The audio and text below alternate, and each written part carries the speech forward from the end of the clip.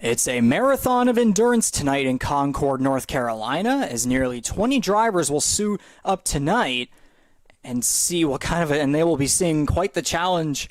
Again, it'll be 300 miles here, 200 laps, basically half the Coke 600 in real life. Welcome to good evening, folks, and welcome to another live production for Season 4 of the Canadian Motorsports Network NASCAR Series on iRacing. It's the World 300 at Charlotte Motor Speedway, round 8 of 20 on the schedule.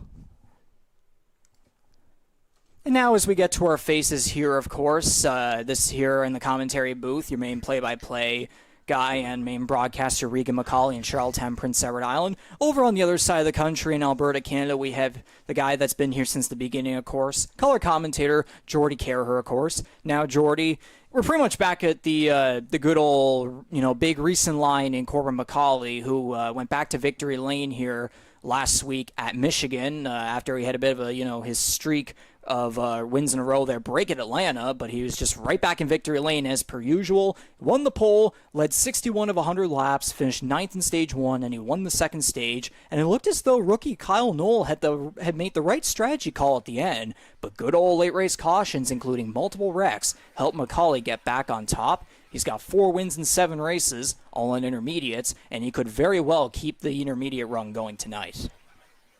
Yeah, another mile and a half, obviously, at Charlotte Motor Speedway tonight. As you mentioned, Kyle Noel very nearly got the job done.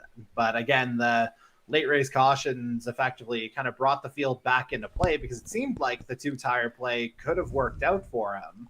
But again, as you say, it was Corbin MacAulay who was able to finish that one off. And I was able to watch that finish after the fact, despite my disconnection in the last 5-6 laps last week. But it was...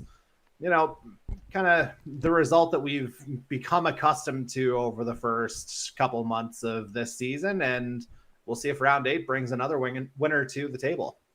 Indeed so, and now we will take a look at the schedule just to show everyone where we are at right now. Of course, race 8 of 27 completed here in the entire season. It is race 8 of 13 in the regular season. After tonight's race, there will be 5 races remaining in the regular season. And if you include tonight, the upcoming stretch is going to feature quite the variety of different track layouts, including 3 intermediates, 2 super speedways. Yes, Daytona is the regular season finale. That's going to be a fun one that we'll get to very soon. And of course the one short track in North Wilkesboro Speedway, of course, the throwback race, of course, with stages but no stage breaks. And now taking a look here at last week's results, of course, we've already talked about Corbin MacAulay there winning the Wing Snob 200 in Michigan, of course. Rookie Kyle Noel continued his hot streak of solid finishes as he came oh so close to a perfect late race strategy call. And it's more of a cold streak that remains for his qualifying results as he's only qualified in the top 10 once. C.D. Magrum continued his streak of top 5 finishes with 3 in a row, and also 5 top 10s in a row. His results have gotten better and better ever since Las Vegas, with results of 7th, 7th, 4th, 4th, and 3rd, and he hasn't qualified outside the top 10 once yet this season. Jared Ireland returned to the top 5 and top 10 for the first time since Auto Club, after 3 races of very bad luck. Ryan Gibson had himself a solid day with a second place finish in Stage 1, got 4th in Stage 2, came home with a solid top 5 after leading 11 laps, and him and Kyle Noel were both the guys that were challenging MacAulay at Michigan. Defending series champion Ty Higginbottom did not earn any stage points after qualifying 14th, but the multitude of late race cautions gave him an advantage and helped him prevail in coming home 6th. Ironically enough, a lot of the results that you see here were a case of guys that were poor qualifiers but were great finishers. And then there's the other side where it's great qualifiers and poor finishers. And the latter group consists of guys like Dylan Baum, Matthew Patek, and also Hunter Young as well. Jordy, I'll let you take it the rest of the way from, I would say, about Mark Cox onward. And maybe talk about, some of those, variety of groups that we see here, again, as I was saying, between how drivers did in qualifying and how they finished the race. Well, again, Riggs, it seems like we've kind of gotten a bit of a common refrain here with the concept of, just kind of keeping the car clean as much as anything else, trying to avoid trouble. That's how Dan Cudmore worked his way up from 15th to 8th. Justin Belmonte did a good job of working his way up the field after not posting a qualifying time. That's why he and Kyle Noel started on the back of the grid there last week.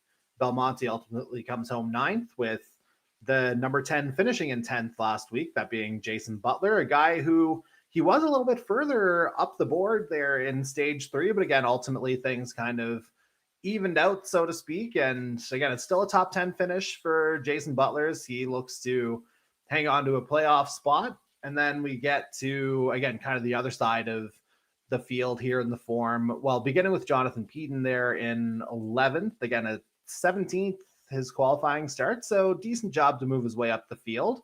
Ditto with Mike Marini there in 16th. Or started 16th, finished 12th, sorry.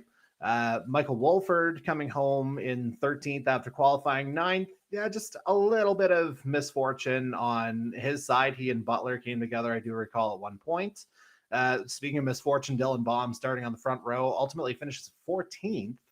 And then we've got Darcy Ford finishing as the last car on the lead lap last week, coming home in 15th. And then, yeah, you've got a couple of drivers finishing a lap down in the form of Jose Mercado after starting 5th, but again, finishes a lap down, as does Matthew Paytak, winner a couple of weeks ago at Atlanta, after starting 3rd. Ultimately, things didn't work out his way on track. Then ditto with Andy Hurdle starting in 10th, but ultimately finishing 18th, a lap down. Hunter Young, 4 laps down in 19th. Then Jonathan War with another early retirement about midway through the evening after, it has to be said, a pretty decent qualifying effort. So that's how, things kind of shook out there last week at Michigan. And yeah, I'm sure a lot of guys will be looking for different results this time around.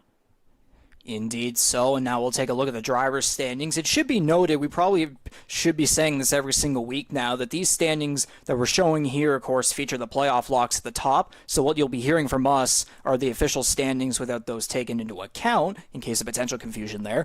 But yes, good old Corbin MacAulay remaining at the top as per usual there. 79 points ahead of second place with 6 top 5s and a top 10 in every single race, along with 29 more stage points than the guy with the second most in Justin Belmonte. Kyle Noel moved up to second after Michigan, and it's no surprise considering how hot he's been as of recently. He's really been making a name for himself in his first season here in the Canadian Motorsports Network NASCAR Series. Matthew Paytak remains up in 3rd despite the disappointing finish that he had at Michigan. CD Magra moved up from 7th to 4th. Again, another no surprise situation there, as he and Kyle Noel are both the hottest drivers in the series at this very moment.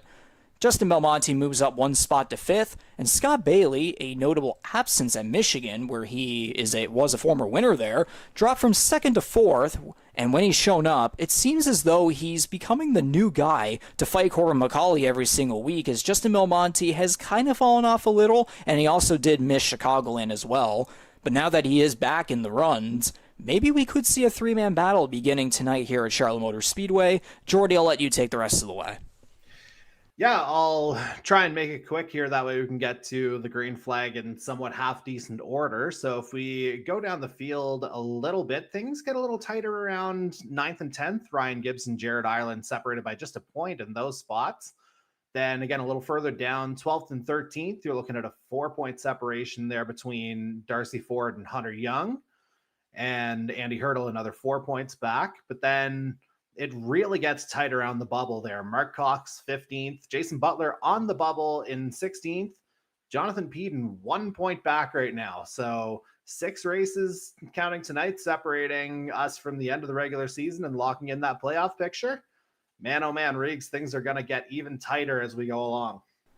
For sure. And again, I was saying earlier, too, with the going back to the schedule quickly here, this upcoming stretch as the regular season comes to an end is definitely going to be one that's going to be chaotic, especially around that playoff cut line and then everywhere else with people trying to certify positions and such, and how playoff points will come around. Of course, again, we got tracks like Talladega and Daytona coming up, and then there's the short track in North Wilkesboro. It's that one short track that we will be attempting this season. Will be going into more of a full-time commitment towards those, and also road courses, hopefully, next season. So anyways, right back to kind of driver standings and all that, we take a look at the rookie point standings, which is pretty much the exact same as what it was after Chicagoland, with Kyle Noel leading the way by 36 points. I believe that's a little bit bigger of larger of an extension, bigger of a gap versus what we saw after Chicagoland. So we're not going to really talk much about that. What we are going to do is talk about Charlotte Motor Speedway here. You know, what it's all about and such. Of course, we're at Charlotte Motor Speedway, formerly known as Lowe's Motor Speedway, which the name changed right there. It was originally always Charlotte, and then it got changed towards the late 90s there, and then 2010 it reverted right back to Charlotte after Lowe's. And we are here in Concord, North Carolina, of course, just outside Charlotte. Charlotte is considered the home track for NASCAR, with many race teams located in the area. It's a 1.5-mile, 2.4-kilometer oval with corners banked at 24 degrees, and it's got over 90,000 seats ringing the track. It hosts the Coca-Cola 600 in real life, which is the longest race of the NASCAR Cup Series schedule, at 600 miles with 400 laps. Meanwhile, we're running half of both with 300 miles and 200 laps, so it's still going to be a long one that we're going to have tonight. And it also holds the record for the most cautions in a NASCAR race, which hopefully we don't get our own version of that tonight. I know, Jordy, you've definitely been talking about caution records in recent years. What was it? Was it Michigan you said holds the record, like, what, 30-something so far? Atlanta. Oh, it's Atlanta, actually. Sorry, yeah, now I remember. Thank you for the clarification there. This year might have actually broken that record. Who knows? Hopefully we don't do that tonight. Again, Charlotte is that track known for those records, so again, I mean, we've seen how the next gen has performed at the track in real life so far between 2022 and 2023, with an insane number of cautions combined between both races, and both of them and have really been up there in that record of the longest races in NASCAR history. So who knows if that might end up being something that we get here tonight. And again, it is considered the best track for the next gen too in terms of the racing product. It's always, again, last year it's widely considered by NASCAR fans to be the most entertaining race, literally just the best one all season for the Cup Series. So maybe hopefully we'll get kind of a similar thing with our series this season. And as for the iRacing service, this track comes free for all new members, so it's a very popular one when it comes to the learning steps of oval racing on the platform. And now we're going to move on very quickly into this next segment. It took a little bit too long last time, so we're going to try and change it up, maybe make it a bit quicker this time around. It is time to make our 3 picks each between Jordy and I for who we think you should keep an eye on tonight.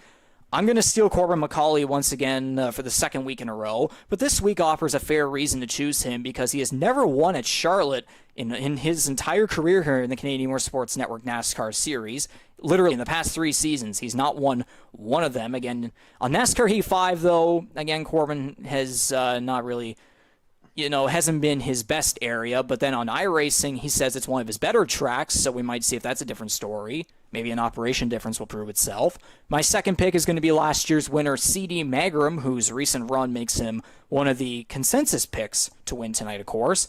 And based on his recent run, he's due for a runner-up finish next, but with the recent momentum plus building off last season's victory, I think he'd prefer first place. And for my third and final pick, I'm going to go with an underdog in Hunter Young, who may be wildly inconsistent this year, but when he's on a roll and he's got that pace to run up front, you gotta watch out. He qualified 12th, finished 10th in last year's race in a field of 25 cars, and with 5 top 10s and 7 starts this season, I think tonight could definitely be his night to finally claim a top 5, which he fell 1 spot short of at Atlanta. So who knows, maybe tonight's race is going to be extremely chaotic. Maybe he's going to somehow visit victory lane. We'll just have to wait and see on that one.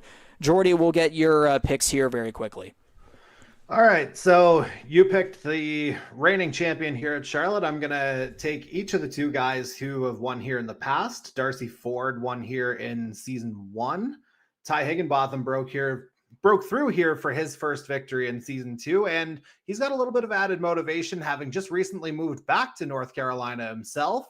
No longer Kansas City, Missouri. Asheville, North Carolina is the hometown now for our reigning Earl Ross Cup champion.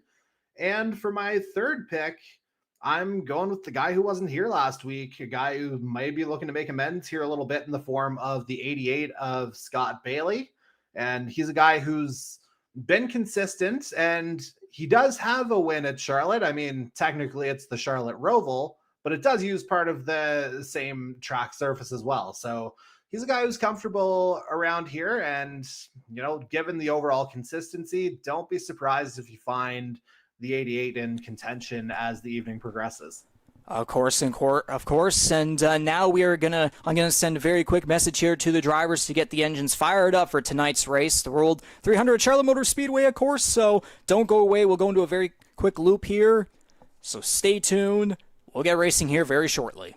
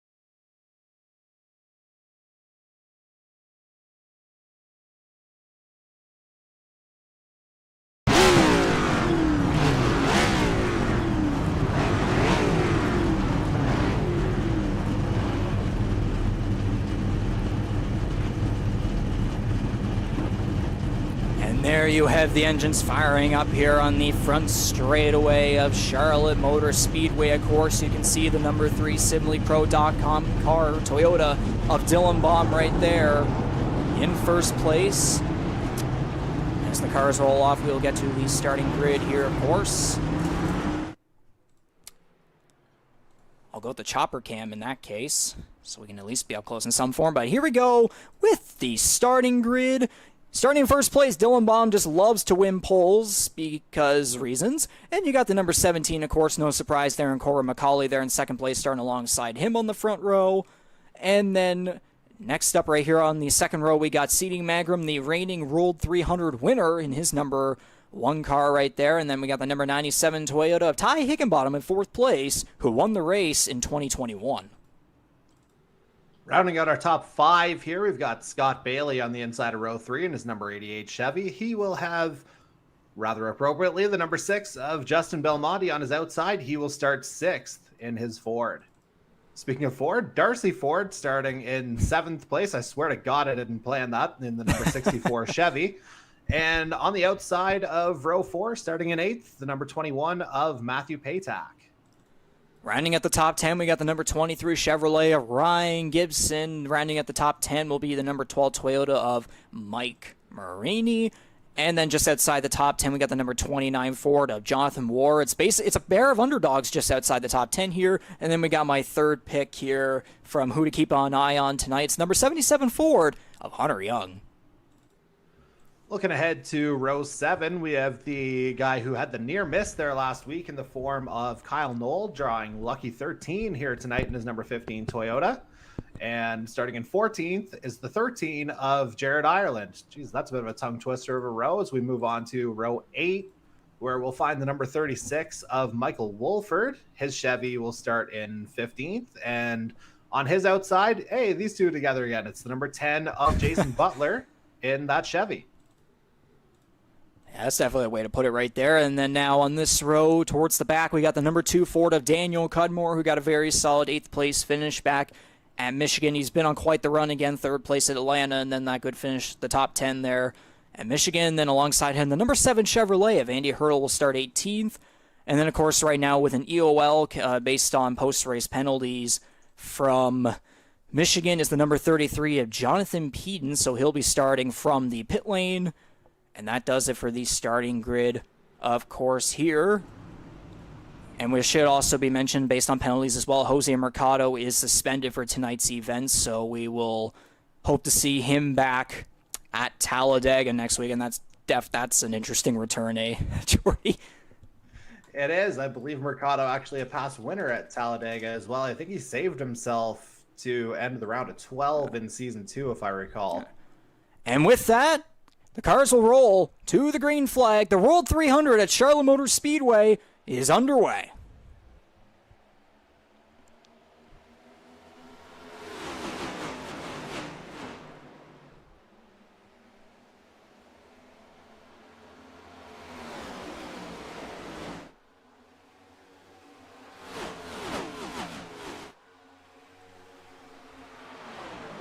Cars rolling through turns 3 and 4. MacAulay's going to take the lead away there on the inside. Dylan Baum on the high side. There's Megram and Higginbottom following them from behind. So the first lap of tonight's race is going to be led by Corbin MacAulay. Go figure. And to clarify information on how this race is going to go tonight, it is, instead of 3 stages, it's going to be just like real life. We're going to have 4 stages, 50 laps each. And that combines, obviously, all together for a 200-lap race. Again, 300 miles here tonight. I would assume we're going to be going into the nighttime here, just like in real life. So, and yeah. On that particular point there, Reegs, just looking back at the driver standings headed into tonight, obviously that extra stage, that's going to add additional point opportunities. Yes. Mark Cox is absent here tonight. He's 15th. He is 4 points up on 17th place Jonathan Peden. So if we're looking at things in about 5 weeks' time at the end of the regular season and Cox is out by a point or 2, this may well be the night everybody looks back on, wondering if maybe that's the difference between him being in or out.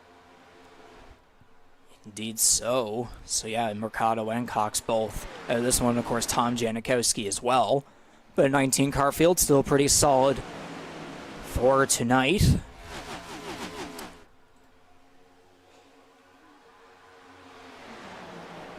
And outside of that lead change here, Riggs, it seems pretty calm throughout the field here so far. Not really a whole lot of movement in terms of position. Except for a little bit of what could have been, I think may have been a wall tap there from Megram along the outside wall coming off of turn 4. But it looks as though he'll be just fine as Ty Higginbottom will go to his high side to battle for 3rd place right here. Everyone's single file, but we're still getting a lot of close proximity between everyone here towards the front of the field. So the number 97 Bojangles Toyota of Higginbottom trying to use that high side, even get up high on Dylan Baum there for 2nd place. So he's been on a pretty solid run here thus far. Justin Belmonte getting to the high side there of Megram. May have tapped the wall himself there as well. Yeah, Belmonte's number 6, of course, sponsored by SimSpeed Shop, Warrior Wraps, and let me get a close-up here. Team Watson Racing Setup, so that's his number 6, Warrior Racing Ford right there. Good stuff to see. He battles Dylan Baum there on the high side. He's running a number 6 Warrior Ford here tonight. Ty Higginbottom up to 2nd place. He's right behind MacAulay again. We mentioned earlier, Higginbottom has won here before. He won the race back in 2021. I'm sure you probably would remember that one a little bit more vividly. I was not here at that time, so. I actually do recall that one. If memory serves, Jacob Nelson was looking real good toward the end of that one, as Higginbotham looks like he might be trying to go on the outside of MacAulay here for the lead. That 97's just on rails so far, as it was toward the end of stage 4. Maybe a little bit of a wall tap there going over the start-finish line. Yeah, there's been multiple. Yeah, ultimately the 97 held on. I mean, there's been multiple wall taps here so far by a couple guys, but against the next-gen car, it's quite durable. But yeah, Higginbottom made a really good run there on that. In that, I guess I don't know if I would say the high side or maybe a little bit more of the middle groove going through turns 3 and 4 there. But I was going to say earlier as well, though, like it is rather single file for most of the field here, except for you can. It's a little bit double file towards the middle there. But whenever the way it is right now, again, it's a 200-lap race. It's 4 stages. It's a race of endurance. It's basically half the Coke 600. So there's plenty of times for things to shake through. And again, it's 50 lap stages, so there's plenty of time for things to shake out. And I would say, come maybe halfway point of the race, we'll definitely be seeing drivers be, they get a little bit more bold with their racing and their strategies. And man, Higginbottom really getting up close to that wall every time he's exiting off the corners. Yeah, but I mean, he's still battling toe-to-toe with MacAulay here as they come through turns 1 and 2. Belmonte maybe trying to get in on that kind of inside line. But yeah, it seems like outside of our lead pair here, relatively single file here, as you said. Higginbotham's still hanging on to that super high line now as he comes down a little bit. Yeah, a little bit of paint traded off the wall there at the very least. I believe he barely led that lap, though. Barely. Still really going at Belmonte, just kind of sitting patiently behind, and then Dylan Baum has fallen back to 7th here as Ryan Gibson tries to go on the high side there, but Baum with the block. Gibson's going to actually make the crossover to the inside. The old switcheroo, they call that. Indeed so, and you can see Kyle Noel on the inside of Paytech trying to get to the inside Hunter Young to advance his way further into the top 10, and Higginbottom is going to clear MacAulay for the lead here as Belmonte's going to try and take the high side and take second place over him. Again, remember, these two guys were the main, they were the main headline in the first 2 races at Daytona and Auto Club. Belmonte, of course, winning both races, but MacAulay was close behind both times, and then MacAulay was able to prevail when Belmonte had a little bit of bad luck at Las Vegas. So, again, these guys remaining, side by side. But again, though, after those 2 races, they kind of separated. But every now and then they've been able to get back against each other. Maybe this race will kind of restart that headline, perhaps. Yeah, speaking of separation, Higgy here, he's looking to try and gain a little bit of separation from both Belmonte and MacAulay. Again, that car has been just absolutely on fire so far, the 97, making the move up from 4th place on the grid. And yeah, super quick peek at the top 5 here. It would appear that 6 now, if we count Scott Bailey. 5 of our 6 picks are in that top 6. Hunter Young down there in 9th. So we look kind of smart here so far, Riggs. It's very early. Very many opportunities for us to still look like dummies by the end of this. But we look smart right now. Let's take it. Just embrace it. Just enjoy it as it's going right now, because it's almost like a super speedway race in a way. I mean, there's a little there's definitely a lot more separation versus what you get at a track like we recently headed at Atlanta, but again, it's a pretty close pack here for, I'd say, 4, 5, 6, 7, 8, 9, 10, about the top 10, 11-ish. With a new leader at that. Indeed, MacAulay returns back to the lead here on the back straightaway, coming off a turn 2. It'll be Higginbottom and Belmonte battling side by side. For second there is Ford squeezing in front of the 88 of Scott Bailey. That's the number 64 Wing Snob Chevrolet right there, who won the first ever Charlotte race in the Canadian eMotorsports Network NASCAR Series back in 2020. I'm sure you remember that one more than me too. I was going to say, I don't know what my brain capacity is like, but I do know it was the second in back-to-back race wins for Darcy Ford, having taken Homestead Miami the week before. Yeah, it was definitely very hot that year, of course. MacAulay breaking away here as Belmonte kind of in between right there. It's kind of a similar gap between him and MacAulay, and then him and a bit of a pack that we're getting right here with Higginbottom in front of Ford right there. Wonder if there might have been a potential run for a 3-wide situation there, but that wasn't going to happen as Bailey will get in behind Ford down the back straightaway. So, of course, the 88 is Scott Bailey, sponsored by Reaper Speed Labs, driving for NBR Motorsports from Allendale, Michigan. Of course, he missed last week, as a matter of fact, at it's his home track, plus he's won there before, so not ideal right there, as he did drop from 2nd to 6th in points.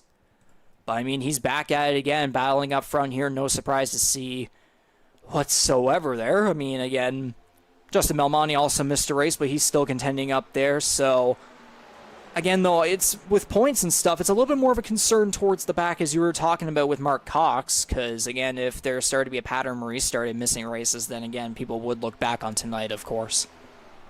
Yeah, with the added stage, again, if there's one race you don't want to miss, and obviously, circumstances, can kind of dictate and, pressure into, different directions. People have different reasons for missing out, of course, but yeah, very unfortunate that this would be the one that the 98 has to sit out of here. Yeah, considering his recent run, too, finished 2nd at Atlanta and then 7th at Michigan, 2 races in a row. There's that podium, and then there's a top 10, so very solid runs from a guy who, based on his history in the series, more so of a midfield or back of the pack driver, but his pace has really solidified himself as more of a guy that you could definitely consider him to maybe get consistent top 10s if the luck goes his way. For sure. And again, it's worth remembering he's also a guy who's kind of more in the GT side of things. Like, I know he's definitely played a lot of, quite a bit of the iRacing, obviously, a lot of Assetto Corsa as well, if I recall. More of a guy that... So definitely more familiar on kind of that side of things. But again, acquitting himself very well here over the first half of the regular season, now that we're past that halfway point. But yeah, it'll be interesting to see how the final 5 races shake out, not just for him, but of course the rest of the drivers right around that bubble. Indeed so. Cars are now definitely starting to stretch themselves out here as we are very quickly approaching the halfway point of this first stage. Again, 50 laps each stage. Halfway we'll get there, 20 lap 25 of course. A little bit of a detail that we caught on to related to pit stops and such. There are 6 tire changes allowed for tonight's 200 lap race. 7 sets including what the drivers start on, so that'll be an interesting factor when it comes to strategies and when drivers decide to go for the tires whenever we get the stage breaks or maybe when we get cautions or whatever. We'll just have to see how that goes. Every single race always has something happen that is unexpected almost every single time. Again, going off of strategies too, again, rookie Kyle Noel had that. Actually, I'm going to go to something else here. Hang on. Ty Higginbottom dropping all the way back to 11th. Yeah, it's an interesting development, but if there's one place that the long game is really going to potentially play out, why wouldn't it be the longest race of our calendar? Yeah, exactly. And then we go to Talladega next. Wolf. Yeah, that good back-to-back. Yeah, very, very good back-to-back. Here we have the number 33 of Jonathan Peden, who again had the EOL as a result of his post-race penalties after Michigan. He's 1 lap down, of course, after starting from the pit lane. So where would it be? Yeah, number 33 Chevrolet from Florida, sponsored by Martin Boys Remodeling Incorporated, driving for Team GTR. Again, having to remember where he is in the driver standings here. Yeah, he is 1 point below Jason Butler there for that 16th and final spot. So whenever he can get back on the lead lap, then he'll look to make a run to get up there. I'm sure because of Mark Cox missing out on this race, then I would think Peden will more than likely get into the playoff field after tonight's race, but we'll have to wait and see. Well, I mean, the fact that he took the green flag, that's, even if he finishes 19th, if I do some quick math, I believe that's 18 or 19 points he'd get anyway. Exactly. So yeah, definitely a lot of breakaways going on here as MacAulay continues to lead the way here over Belmonte by about 0.6 seconds. Bailey, Gibson, Magram, Ireland.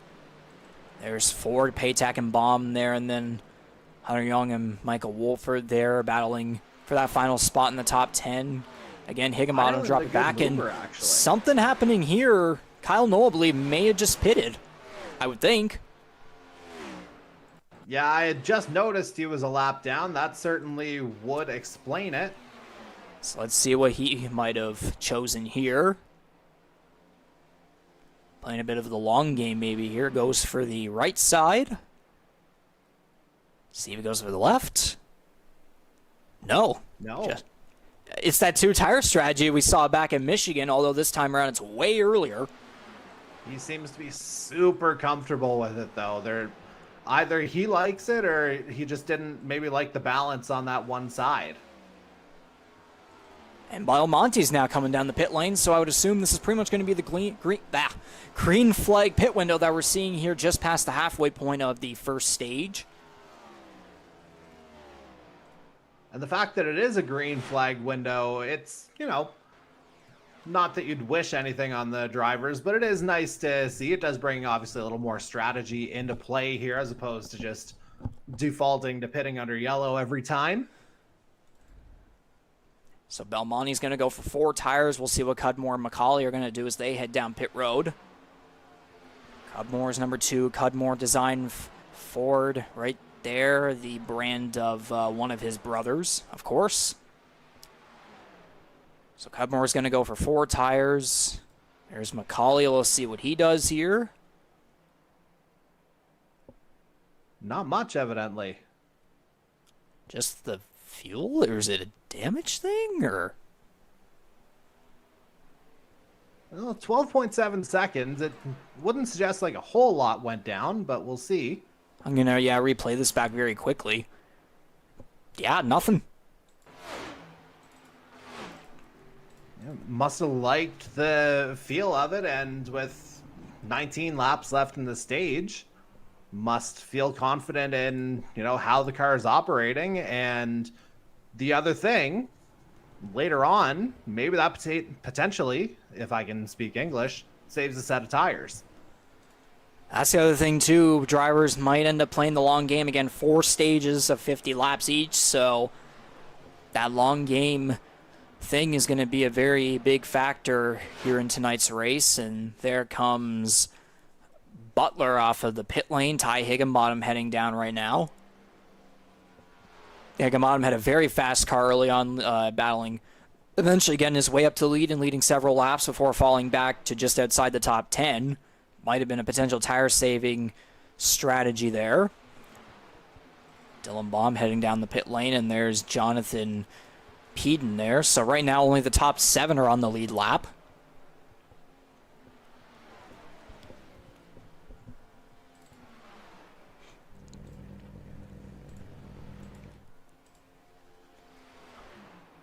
Yeah, and it looks like, I'd imagine this would just have to be the end of the pit window here as we see Baum and Hurdle in as well. Baum making his way out, sneaking out ahead of Higginbotham here. So decent bit of work there from the 32.8 second stop from Higginbotham. He must have had some damage to fix up for a stop of that length. I mean, he made multiple wall taps during that first half of the first stage, so something to take into account. We got 4 other cars here on the pit lane. There's Megram, Gibson, Young, and then Darcy Ford heading down. Gibson's going to make his way out. And it looks like, based on the cycling, looks like our 2-tire Titan is going to be the race leader here. Looks like it'll be by quite maybe the margin for now. I'm going to have to take a look here. It looks like about 2 seconds on track. Yeah, but again, I'm just thinking, if MacAulay indeed did not take tires there, maybe the platform is giving us a glitch there. Again, Noel went for 2. It looks like MacAulay didn't go for any. He just feels comfortable where he's at and probably just playing the long game in terms of tire sets. I would assume Belmonte and Ireland likely went for 4 tires, so they might end up catching MacAulay here very, very fast. And now Scott Bailey's just coming off. So he'll put himself into 2nd place here.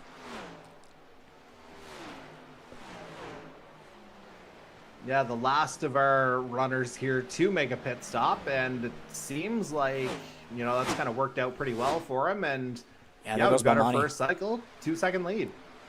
And there goes Belmonte past MacAulay. So again, maybe MacAulay just knows that he has almost an 80-point gap over everyone else. So again, it probably gets some stage points, but not the biggest deal. Again, it's only stage 1 of 4. So there's all kinds of different factors playing into there for a guy who just practically wiping the field, except for maybe the Super Speedway so far, but yeah. Yeah, I mean, in his case, I'd say you're probably just more or less holding on to those tires for the last 13 laps of this stage. And, you make your change under caution. Again, we talked about playing the long game before. He'll have some options a little bit later on, and that's when he may need them the most, when he ultimately decides to make his move. Not that, him being 4th isn't a move, so to speak, but you get the point. Indeed, I do. So Kyle Noel almost 3 seconds ahead of Belmonte, who again, Belmonte on the 4, I would assume Belmonte on the 4 tires because he completely whipped past MacAulay. Pretty much everyone's doing that now. Although Higginbottom's a lap down. Peden is 1 lap down. Andy Hurdle at 2 laps down. Wonder if that might have been a case of a potential penalty. Or maybe something damage related. And speaking of that, some car just got into the wall back there. That would be Daniel Cudmore. Well, I think, is that Butler behind him? That is also Butler behind him, yes. So yeah, I definitely saw a tap there from the 10.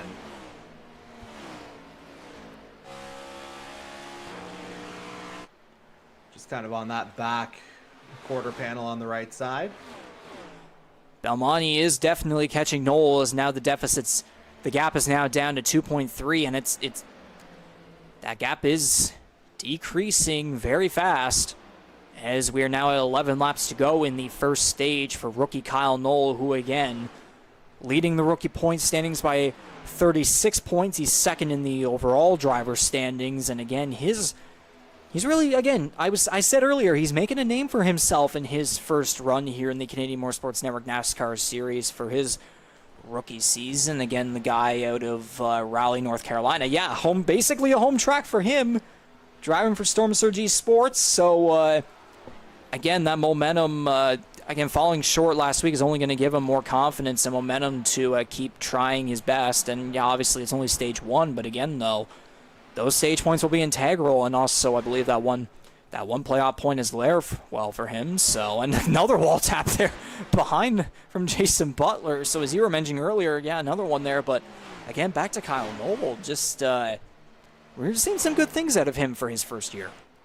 I absolutely love that he's not afraid to take a chance. Like, yeah, the fact that he's kind of defaulted to the 2-tire strategy on multiple occasions now. You got to have a little bit of extra confidence in yourself and your abilities to be able to do that on a semi-regular basis now, it has to be said. Although, granted, Belmonte's got that lead down to about 1.1 seconds, 1.2, somewhere in that ballpark. But, yeah, just to kind of expand on that point, you know, he's turned in some great results here, has Kyle Noel. And, I mean, he's seen fellow rookie Justin Belmonte win the first 2 of this season. You have to think, for him, it's kind of a matter of time before he gets into victory lane. And again, for the North Carolina boy, this may well be the night. Indeed, and I kind of had my mouth in a bit of a position right there, because we were talking about Noel focusing on him, but now we're seeing here, look at that gap. It's disappearing, but Noel's also navigating lap traffic, so that's obviously helping Belmonte out as well. He'll have to clear it as well, but he does that with relative ease on Marini on the outside. Yeah, I would say Belmonte is pretty much en route to the stage 1 victory here, unless something happens.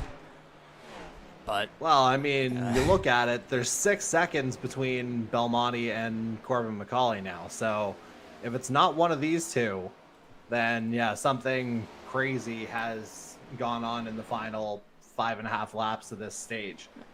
And that's also 3 rookies in the top 4. 3 of the 4 drivers there in that top 4 are rookies, so it's great to see that, especially again with the plethora of veterans that we have in the field. Belmonte catching up here on Noel, trying to use that high side with the 4-tire strategy versus Noel's 2-tire strategy. They're going to be side by side here as we're coming to 5 laps to go in the first stage of the World 300, and I would assume Belmonte is going to clear Noel. Yes, he will. The number 6 Ford is going to take the lead to the inside line now, and he is pretty much going to get away from Noel here, and I would say he is going to sail away with the stage 1 victory.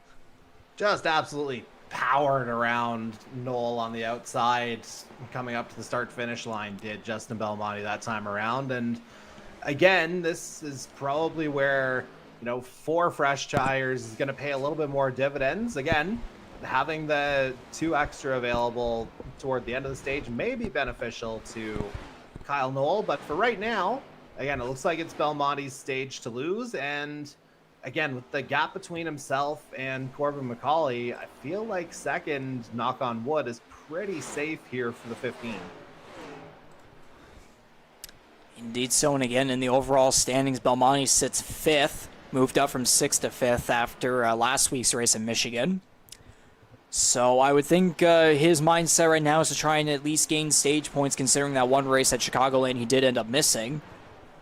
So not surprised by that kind of a strategy right there, of course, as we'll be coming around to 2 laps to go in the first stage, and Kyle Noel and Darcy Ford getting a little bit close right there.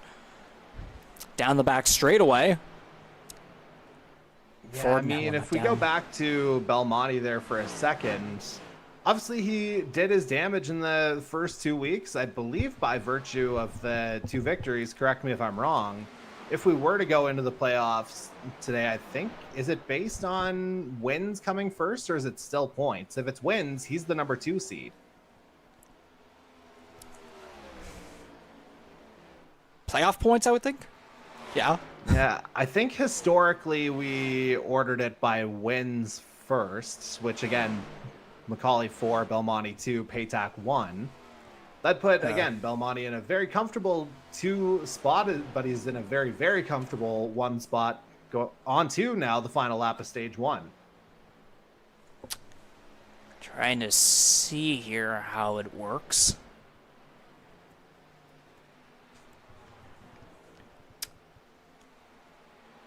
Do I not have it in my notes?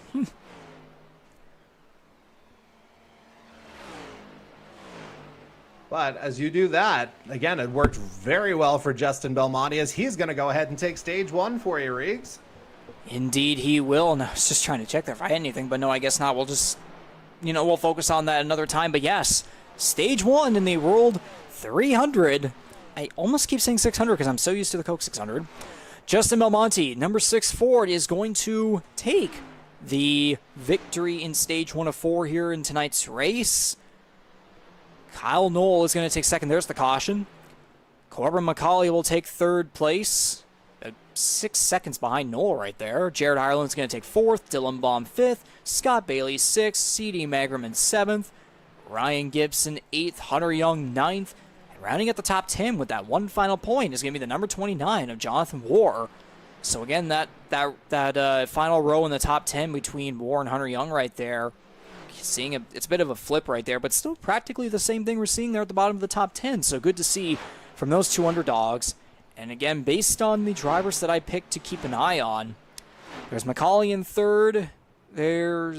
I'm trying to remember who my picks were.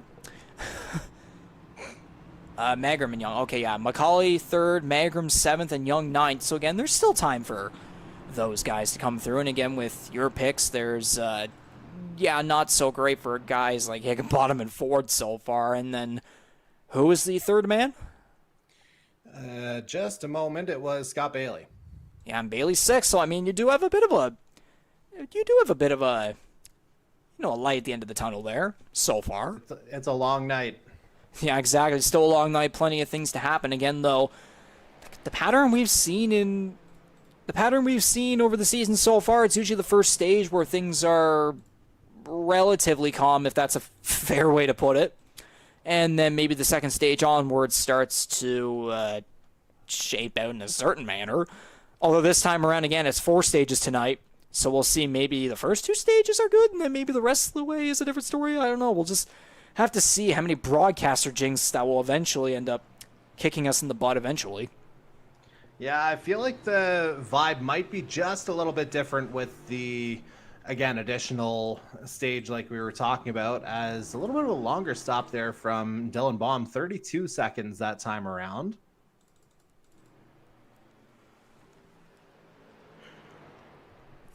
And I am already yawning, and yet it's just stage 1 ending. That's not an indictment on the race. No, it's not. Not at all. This has been fun. Trust me. Seriously. Again, it's only stage 1, too. Still plenty of time for things to shape out. It's only going to get more fun from here.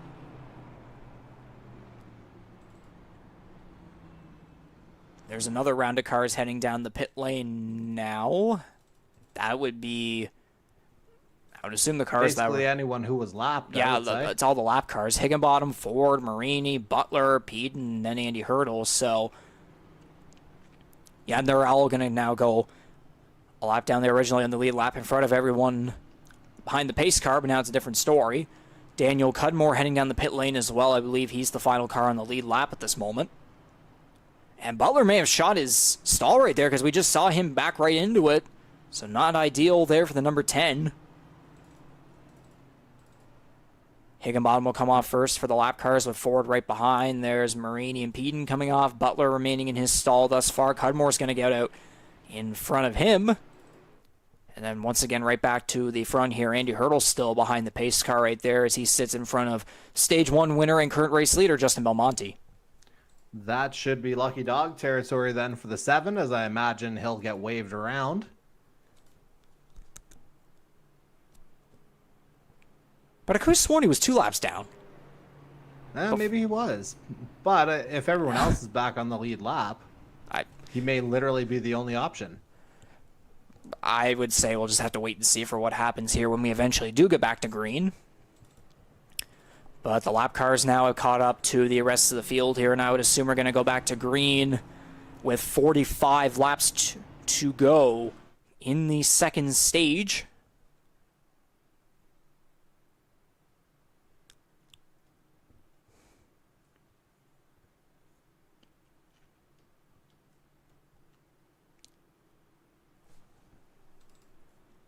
And there goes Hurdle getting released. Yeah, there he goes past the pace car. So he'll come around to the back of the field, and he'll be back 1 lap down after being 2 laps down before the stage break right there. So Belmonte on the inside, Corbin MacAulay on the high side. There's Noel and Bailey there on that second row, and then rounding at the top 5, Ryan Gibson on the inside to the number 1 of C.D. Magram in his GTR Chevrolet from Atlanta, Georgia. Sponsors including Nordic, Aluminum Incorporated, A1 Grassroots Lawn Maintenance and Landscaping, Marcor Construction Incorporated, and McBride Transmission. So that's 4 sponsors right there from Magram. So very nice to see those guys on the car. And, of course, he and us appreciate them supporting him and following along with us at the Canadian Motorsports Network and with the NASCAR Series. Might be a conflict with Wing Snob, but CD, buddy, get in touch with Magic City. Get some sponsorship there. Just keep the sponsors going. You got to keep branding the car and just getting as much as you possibly can for all the attention and such, you know? Oh, for sure. And hopefully I said all those sponsors correctly, too. I am not great when it comes to name pronunciation all the time. But anyways, we're going to go back to green here. The second of 4 stages for the World 300 at Charlotte is underway, and there's trouble for MacAulay. He's going to spin down to Noel. I would assume he probably spun the tires there of some sort. Noel's going to fall back right there, driving through the grass. And that is definitely not going to be ideal for the number 17 Chevrolet. No caution. That was unexpected. That's also kind of what befell Mike Marini there, if you recall, late last week with the incident where he got all spun around, but also did not get the benefit of a caution. Yeah, let's see this again. Yeah, I'm hearing stuff from the other side of my wall right here, but we'll just have to see what happened. Oh, bump from Bailey. Those 2 again. Yeah, it's those 2 again. You can see there. That's not a ideal camera. Yeah, I think that might have been... I don't think that was a tire spin situation. That was actually a bump from behind. Unbelievable. Yeah, I wonder if maybe, just a little trigger happy there. The 88 of Scott Bailey. Maybe MacAulay hadn't quite gotten that jump off yet. Wouldn't mind seeing that from the 88's point of view at some point, but clearly, off a restart, greater tendency for something like this to happen. We might as well go to it right now. Yeah, looks like Bailey's slow. Yeah, he gets the jump and gets right into the back of the 17, it would appear.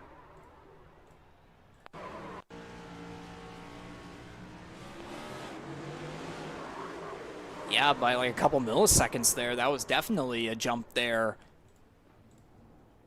So, not ideal for the number 17, who's back to 13th place right now. The final car in the lead lap. Meanwhile, Noel is now entering turn 3. MacAulay just getting through turns 1 and 2. But we'll get right back to the front, of course. Justin Belmonte leading the way over the culprit of that situation in the 88 is Scott Bailey. And there's Magram, Paytack, and Gibson behind there to round at the top 5. And some other interesting drivers here to actually, I'm going to skip that talk right now, as we're going to get a battle for second place here between Magram and Bailey. Magrum trying to use the high side. Barely going to clear him. Yeah, this is reigning Rookie of the Year against one of the OGs here, and number one emerged number one in that particular battle. Let's see if he tries to pick off Belmonte next as we got more contact. Hunter Young almost went around, but he was able to save it. He's going to get a bump from behind from Marini. The black and purple people eaters, as we saw a car just disappear there. I think that was Gator Peden. Whoa, and they're getting aggressive right here, too, as Young and Marini probably not happy with each other on that one.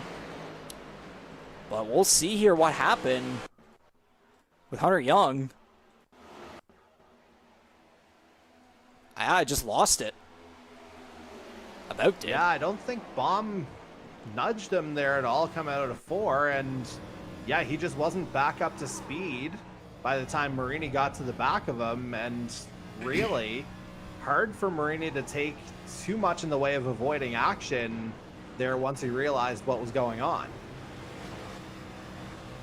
Just trying to help give him a bump to get him back up to speed, or was that just not a good braking situation? And it should be noted, you can do that with fuel in the car. Good to know.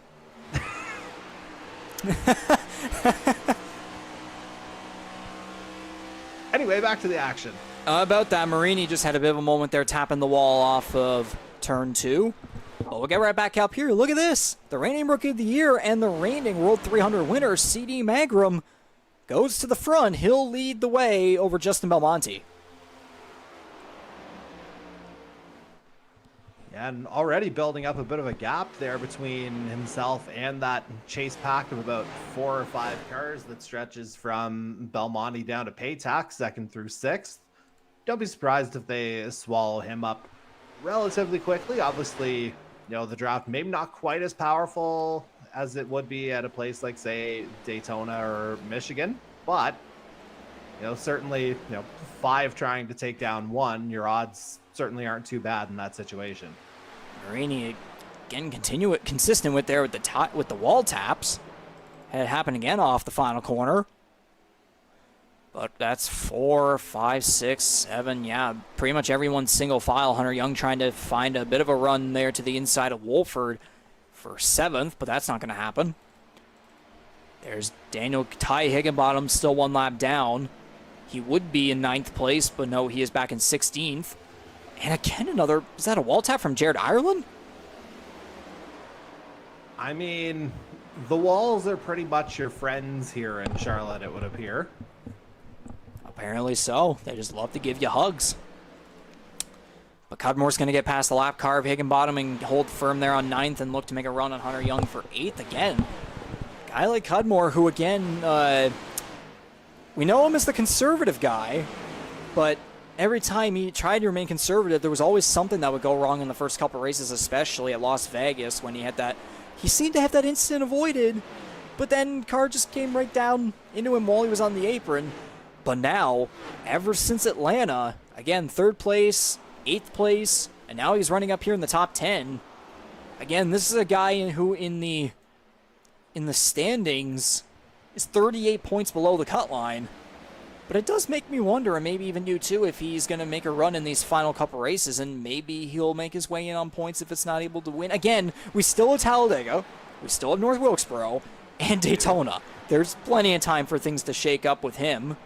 But again, though, like, he's been able to run as of recently, and if he's able to keep that pace up here tonight and come home maybe with a top 10 or even a top 5 somehow, if things end up, you know, getting a little chaotic and he's able to, you know, take advantage of all that, who knows what could happen. There is, and again, he'll be a guy who also stands to benefit from Mark Cox's absence here tonight. The other mitigating circumstance here for the two, of course, he's missed 2 races this season already, the season opener at Daytona, and then there was one more mixed in there as well. And no, I'm not thinking of the special event. There was another NASCAR race. Yeah. So, I mean, those are, you know, that may well be where that 38-point gap would come from. If he's in those 2 races, he's more than likely in the playoff picture right now.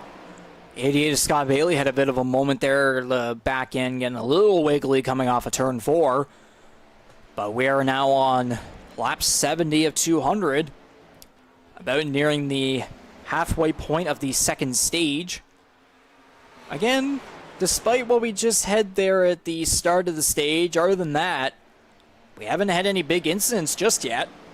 So we had the bit of a fiasco there at the start of the stage, and then we had Hunter Young having a moment, and Mike Marini giving him a bit of a bump from behind there going into turn 1. But we haven't had anything major yet. Again, I say yes. Yeah, it feels like, before the end of the night, I feel like something will go down for sure.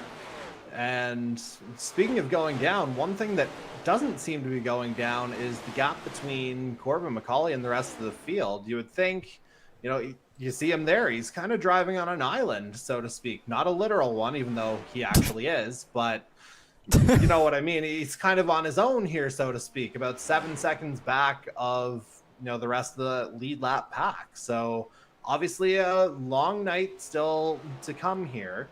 And, again, he does have the benefit of that extra set of tires after not changing in green flag conditions in stage 1. But I'll be very interested to see how the 17 is able to navigate his way back up the field. And of course, too, last week, for the first time running that livery with Oysterbed Speedway, Holland College, and the Super Late Model Series on the car, of course, and then he makes a wall tap as I say that.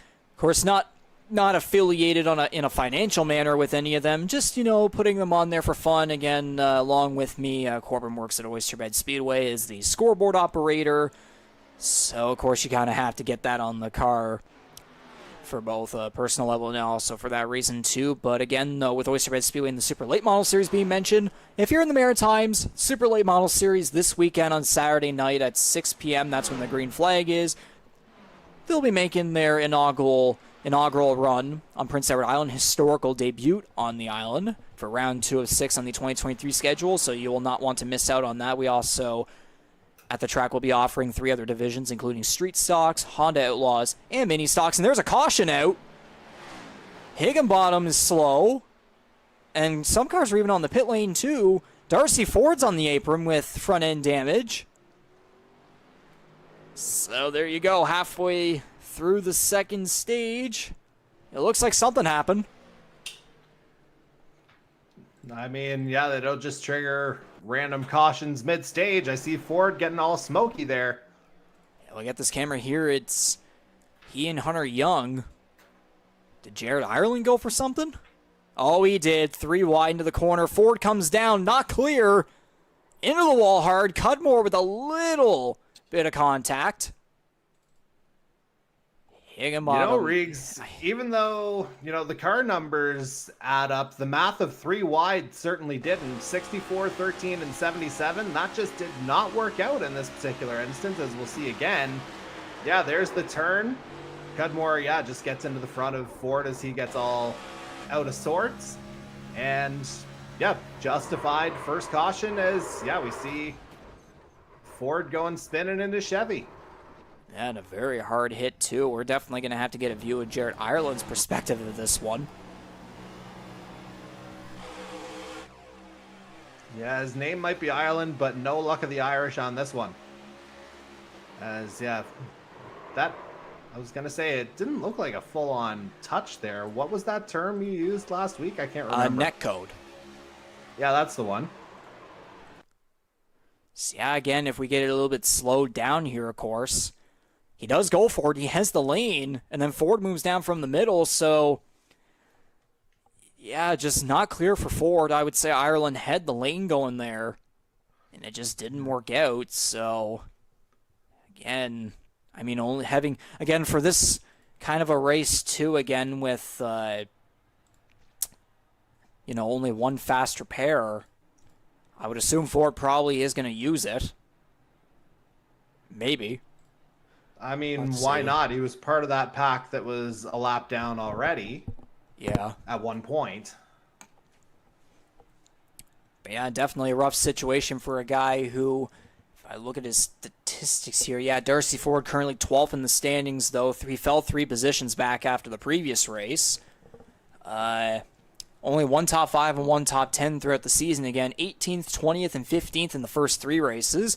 He had a good run of 5th and 6th at Homestead and Chicagoland after 2 very solid, in both of those races qualifying very solid. And then he qualified 2nd at Atlanta, but he got caught up in incidents that ended up making him only finish 18th, qualified 12th, and finished 15th in Michigan. So again, the Ford has had the pace, but again, the 2021 champion just kind of, on a bit of a roller coaster as the season's gone on. And again, part of that could still be attributable to the move to iRacing as well, because Yes. of course he hadn't really done a lot on the iRacing side of things prior to this season. So still a little bit of a learning curve there, which would explain some of the earlier finishes. But yeah, just a little bit of bad luck over the last couple of weeks. You said he got caught up in stuff in Atlanta. Who didn't? And then, yeah, last week, again, just another kind of unfortunate run for him. He's hanging around toward the back of the playoff standings right now, but he would love to be breathing a little bit easier here over the next month to 6 weeks.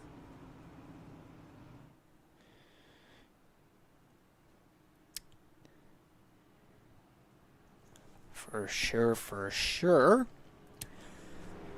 And as I'm randomly looking at the NHL app right now, the Vegas Golden Knights up 2-0 over the Florida Panthers with almost a minute to go in the first period. Vegas is up 3-1. If they win tonight at home, the Stanley Cup is theirs.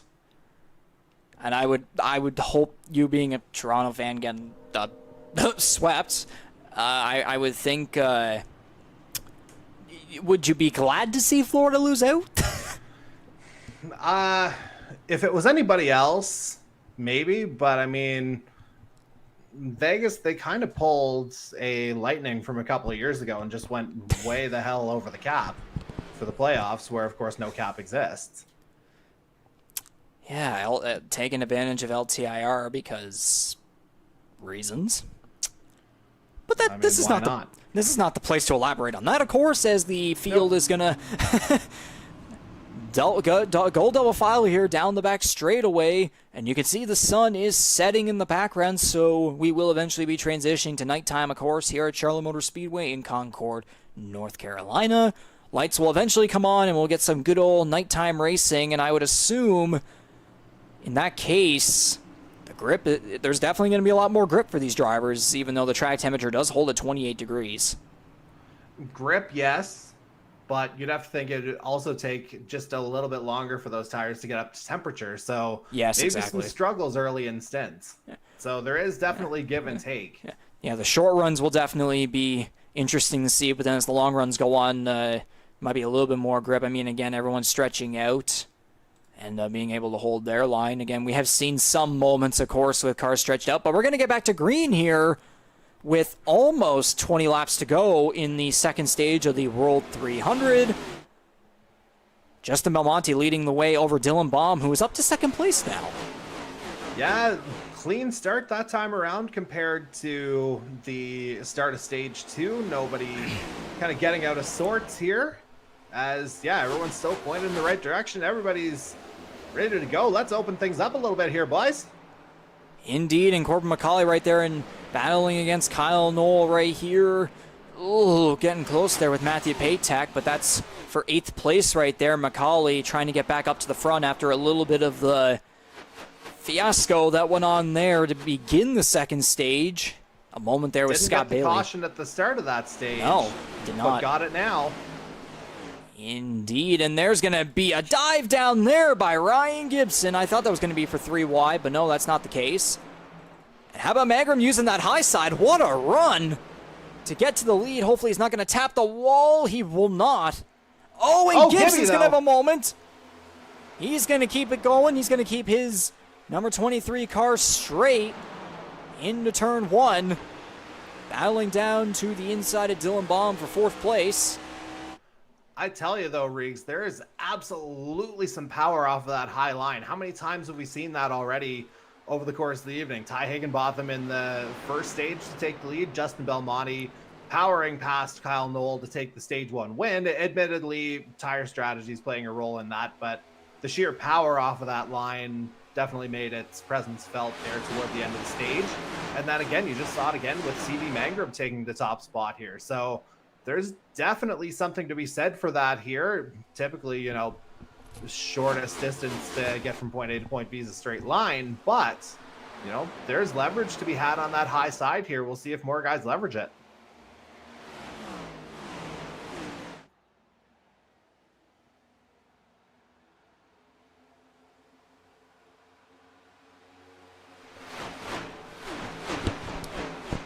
You know, you were talking too there about the high side, you know, having that momentum, especially off a corner exit there. Scott Bailey actually ended up getting past Justin Belmonte on the inside almost perfectly. And now he's catching up on that inside again towards CD Mangrum for the first spot. Dylan Baum and Corbin MacAulay going at it for 6th place, as again MacAulay trying to make his way back up after the earlier incident. And it looks as though... I'd be curious to see what MacAulay did under that caution, because if you recall, he was 13th whenever that went down, and the incident would have involved cars behind him, I believe. So, again, I'd be very curious to see what kind of strategy the 17 took under that yellow flag to get him up a few spots, and, you know, he's doing the damage on the track again here, too. Indeed, up to 6th place right there. Mangrum holding Bailey by about 0.2. As this time around we'll be coming around to 15 laps to go in the second stage. We'll be approaching the halfway point of this race. Nice to see the Atlanta winner there, Matthew Patak's number 21 NBR Motorsports Chevrolet up in 4th.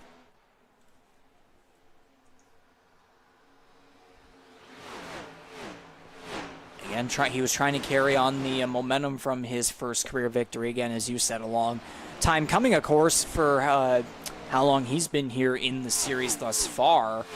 But then, of course, in Michigan, qualifies 3rd, but he only ends up finishing 17th after some incidents towards the end, so not very fortunate for him, of course. But, you know, he's trying to get right back up and forget that last week happened. And this time around, he's hanging out in the top 5, so some pretty solid pace here for the number 21. Yeah, I mean, that's how you have to approach it, right? Literally, you know, it's a different track every week, new opportunities every week. Sometimes it just doesn't go your way. And yeah, that was an unfortunate circumstance for Matthew Patak last week. It didn't really work out for him again after qualifying on the 2nd row. But, you know, early on, back up to 4th here tonight, about 1.3 seconds back of CD Mangrum. You know, it feels like it could be a fairly open race still, as we got a tap on the wall there. I think that's Baum again. But, yeah, back to Patak, I think. You know, he's a guy who's acquitted himself very well for the most part over the last month or so, especially. Maybe not so much that, well, I guess first couple of weeks he had a 2nd and 3rd in there, but ultimately, you know, got the win a couple of weeks ago. And yeah, he's a guy that's, you know, he can hang around, and if he's there at the end, like, could still be a factor. Nice little fan cam right there in the infield of turn 2 and now down the back straightaway. Cars zipping by. So I'm going to have to come back. Might as well get a back view here and see how fast they're going. Reaching up to speeds of 180, or yeah, now 185 miles per hour down the front straightaway, down to about 160 in the corners. You can see Bailey ever so slightly catching up. No, he's actually going to lose momentum there on the exit of the corner. So yeah, about 185 is about the highest speed that you'll get right there on the straightaways. And looking back here, there's some pretty good battles going on right here. Again, Darcy Ford is a lap car, so that definitely won't help a guy like MacAulay trying to catch up to Belmonte. But again, he's on the high side right there, which, again, a little bit more better momentum, at least for certain drivers, some drivers. And again, Jason Butler there too, so MacAulay having to fight off 2 lap cars to try and get up to Justin Belmonte. He's now going to slide in right behind Ford.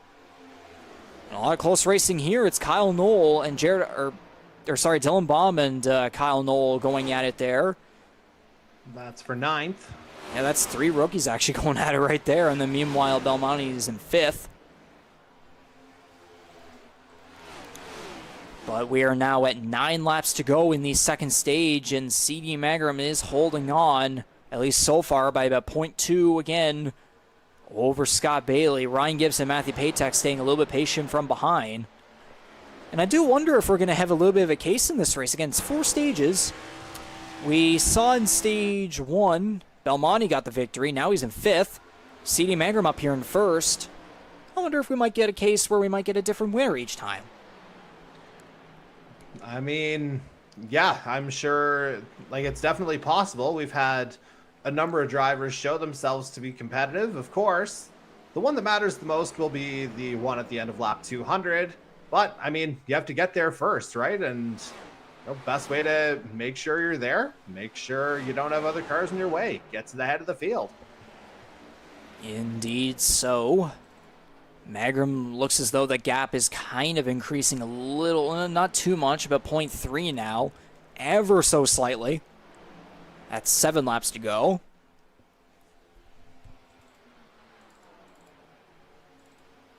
MacAulay really going ahead against the lap car of Butler, and then there's Michael Wolford right behind, diving down low. Butler holding firm in front of MacAulay. That's not going to help for, again, MacAulay wanting to get the top 5 in the stage, but is not able to catch up to the number 6, the stage 1 winner thus far. Another bit of a pack going here. Hunter Young holding firm up against Kyle Noel, and then Jared Ireland, Dylan Baum close together. There's the lap car of Ty Higginbottom. Meanwhile, there's Andy Hurl there, the last car 1 lap down. Then you got Mike Marini kind of all alone coming off turn 4, 2 laps down. So again, only the top 14 in the lead lap with Daniel Cudmore, the last car on the lead lap. Magram is now going to get the 5 laps to go in the second stage.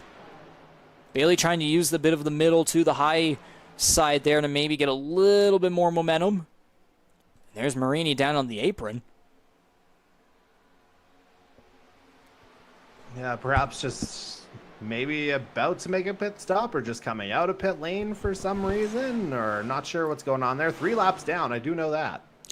Maybe he knows what his car is like and just, wanting to find that gap and avoid any interaction with the lead cars, of course.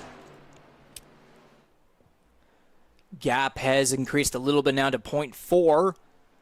As I would think Magram, unless something happens here, I would say he's probably calm and firm to be en route to that stage victory and that 1 playoff point. There's a battle here. Kyle and Noel and Hunter Young going at it for 8th place. Young sliding up towards the middle. Thankfully, it's behind Noel and not up against Noel. And there's Jared Ireland right behind, trying to see if he can maybe take advantage and move his way up to 8th. He's going to use the high side on Hunter Young.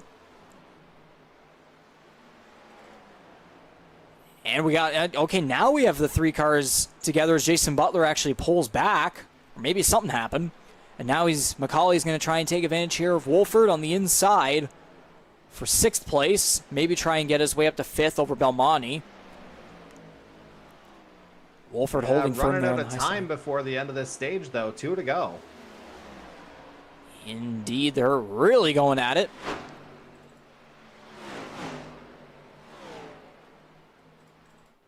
Magram is now very much increasing the gap as it's now to 0.7, now 0.8.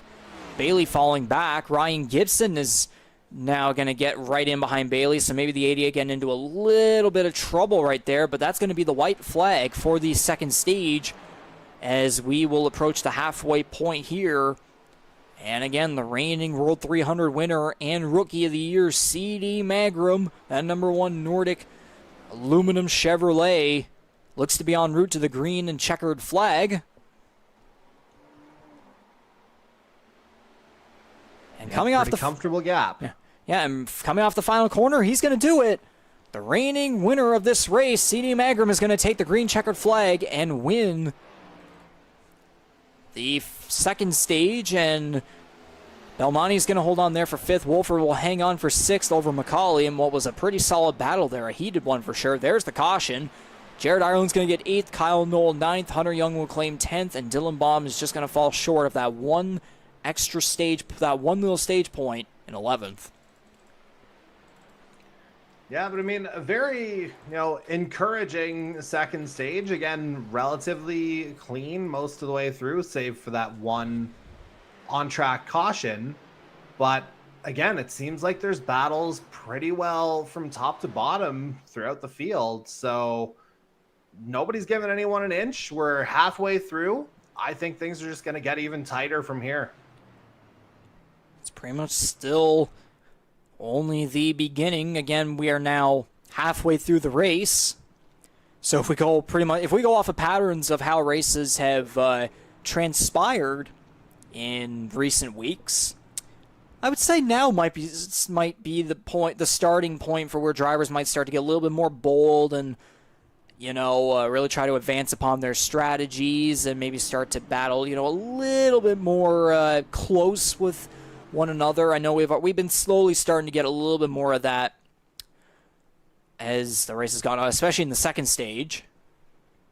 So as the cars will roll down the pit lane, at least the lead lap cars, that's for sure.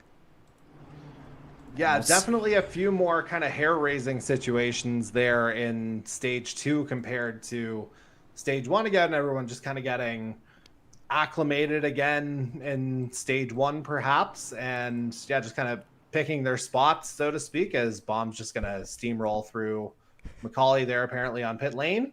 But there's a lot of room to do stuff, but when those cars are around, that room disappears very, very quickly. I'll go off a tad off topic a little bit here. You want some NASCAR Heat 5 news? I mean, why not at this point? There is a 2023 mod out there. Yeah, I heard that there was going to be an update of some sort. I mean, I highly doubt it'll ever feature a leaderboard at this point, but that's the thing. Yeah. But I mean, if anyone does still, play in NASCAR E5, they're still into it, at least not for multiplayer experiences, league experiences, then there is one out there. But that's all I'm going to say, because again, we're on iRacing. We do not want to be affiliated with Heat 5 whatsoever at this point. Motorsport Games presents NASCAR Free Practice. Basically. Yeah, that's like... Heat 5 was released, 2020? I believe, yeah. Yeah, so, middle of season 1 for us. So, that tracks. And obviously, Ignition failed to launch, so to speak. May as well have anyway. So, the fact that, in terms of those consoles, that Heat 5 remained the, quote-unquote go-to option, we were smart to go away from that. Oh yeah, no, I think so. I think us being smart would even be that would be an underestimation in my mind, probably everyone's minds, and quite possibly a season later than we could have.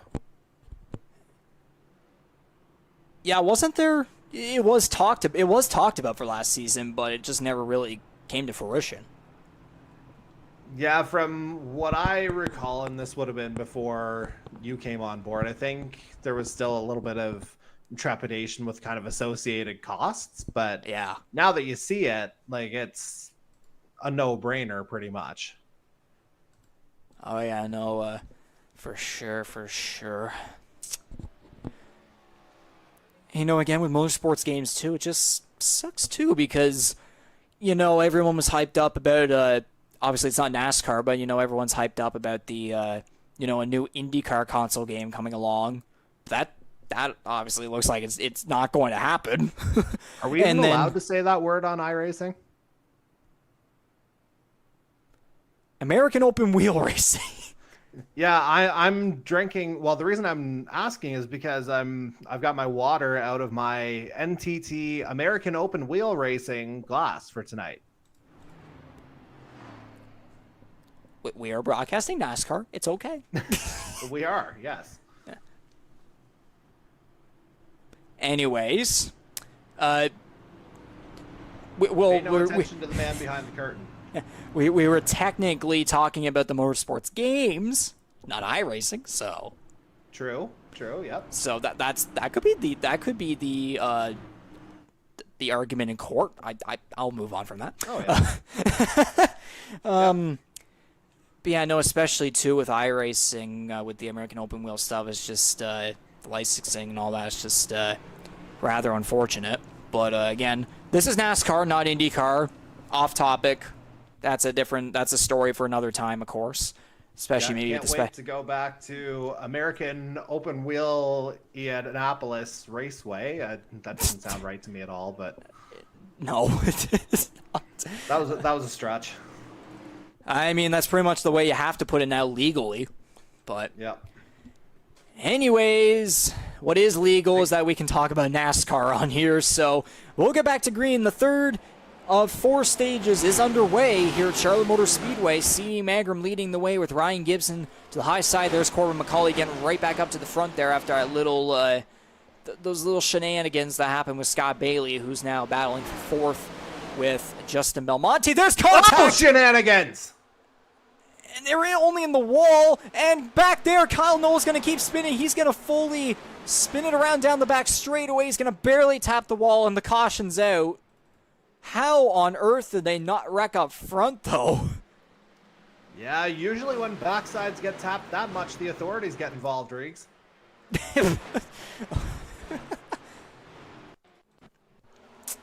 Anyways.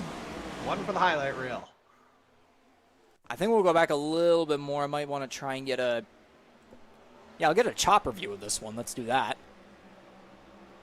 Yeah, Gibson just got loose, swinged it right, and then he and MacAulay had that thing going on. Then Bailey just dives it down low on the inside. And then, of course, that's not what happened to fully cause the caution, which is what we're about to get to. So we'll get the angle here of what went on with the number 15 of Kyle Noel. Might have been just a bit of a panic instinct because he did get loose off the corner seeing all that happen. Then almost in the right rear quarter panel of Jonathan Peden. He barely tapped. Seemed like there was a lot of sliding out of turn 2 there. I don't think it's just Noel. Like, if you look, it seems like there is, quite a bit of action there. Certainly more on the chopper angle. It looked like there was a bit more. Yeah, I don't think I'd call it a panic instinct, actually, because he did get loose and, he couldn't really fully see what was going on in front of him. So just a bit of a... I don't know what the term would be, but just a little bit of a moment. I guess I'll put it that way. That is not the button I was looking for. Unforced error, perhaps? Whatever you think. I'll just put it that way. Yeah. But yeah, we're now officially at nighttime with all the lights on right there, as you can see from our backstretch angle, and you can even see there America's home for racing. And I would even say, too, this time around, again, for races with 3 stages, I usually try to do the crank it up at the beginning of the 3rd stage, which is usually the final one, of course. But there's always something that happens. Maybe this time around, we've seen these long stretches again with stages that are 50 laps long for a 200-lap race. So I think this time around we might have a little bit more luck, hopefully.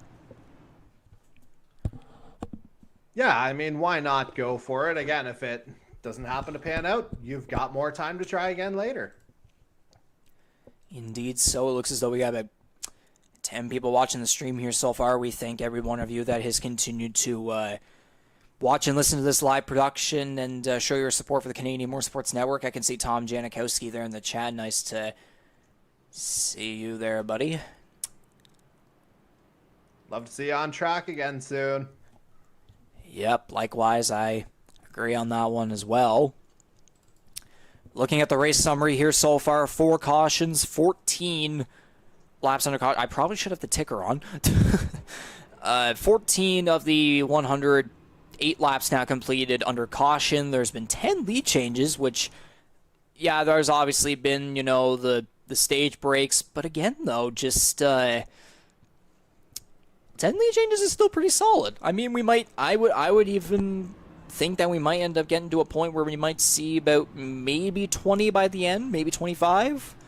Again, for a track like Charlotte where in real life, the next gen, the consensus best track on the schedule for the next gen has been Charlotte. So again, wouldn't be surprising there. We've had seven different leaders in this race again too. We're getting some pretty solid statistics when it comes to who's leading, and of course for the fastest lap, it's literally no surprise whatsoever. Indeed so. And again, the fact that, we've had the 7 different leaders already, it kind of illustrates the point that I was making before. It feels like there's battles kind of all the way down the field here, and it feels like there's any number of guys who could be competitive. So obviously, we've still got, not a little under 150 miles to go now. So distance-wise, still a long way. A lot of things can still go down between here and that checkered flag coming out. And yet at the same time has been flying by.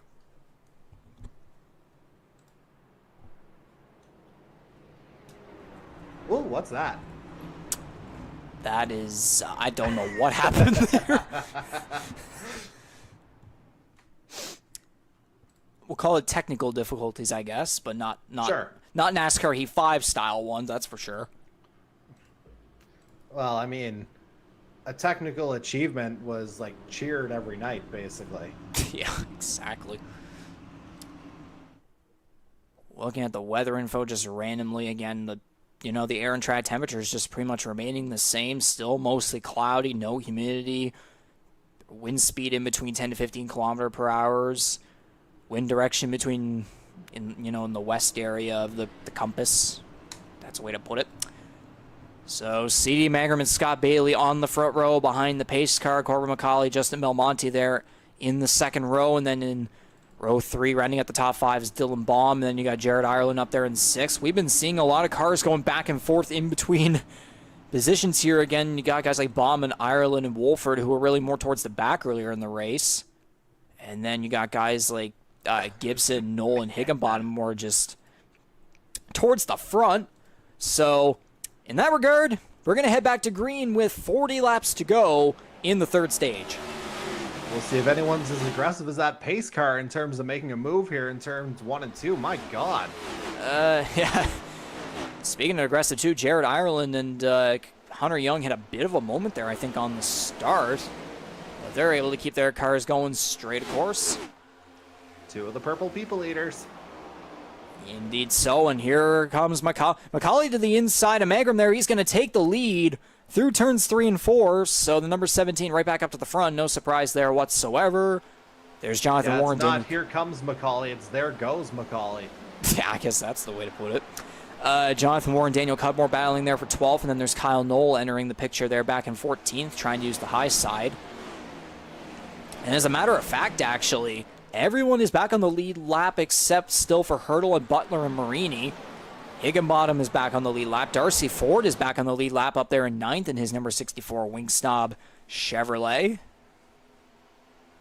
Well, again, a couple of cautions on track certainly has a way of kind of leveling the playing field here, so to speak. So, not entirely a surprise. And again, everyone relatively staying together. It's basically a brand new ball game here.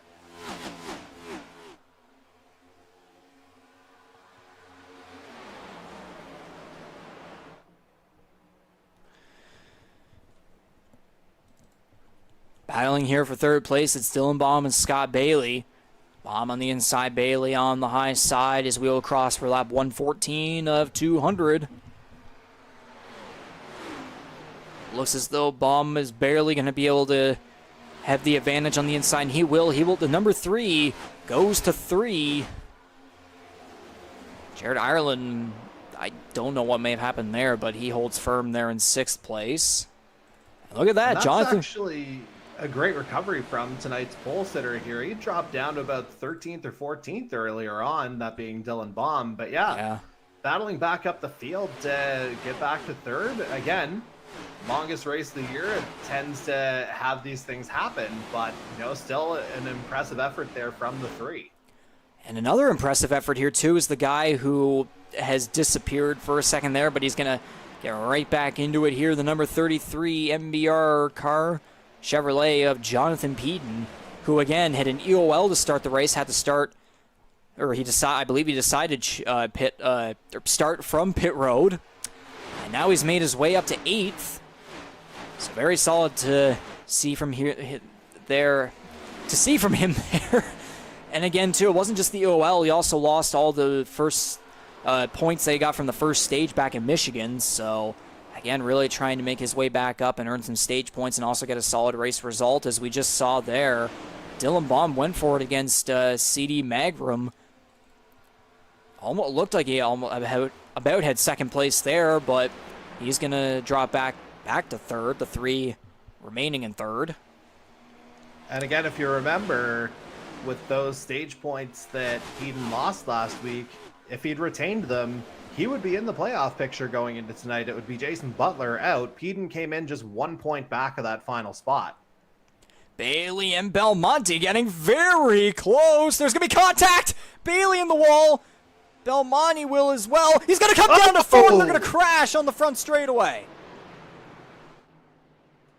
Bailey nowhere to bail out after that. Darcy Ford just kind of along for the ride, and that's another yellow. So that will be another major incident that we're going to get here. So the caution is out. Ford, that was Bailey. We're gonna have to take a very good look at that one, because again, Bailey was in front of Belmonte. Belmonte dove down to the inside.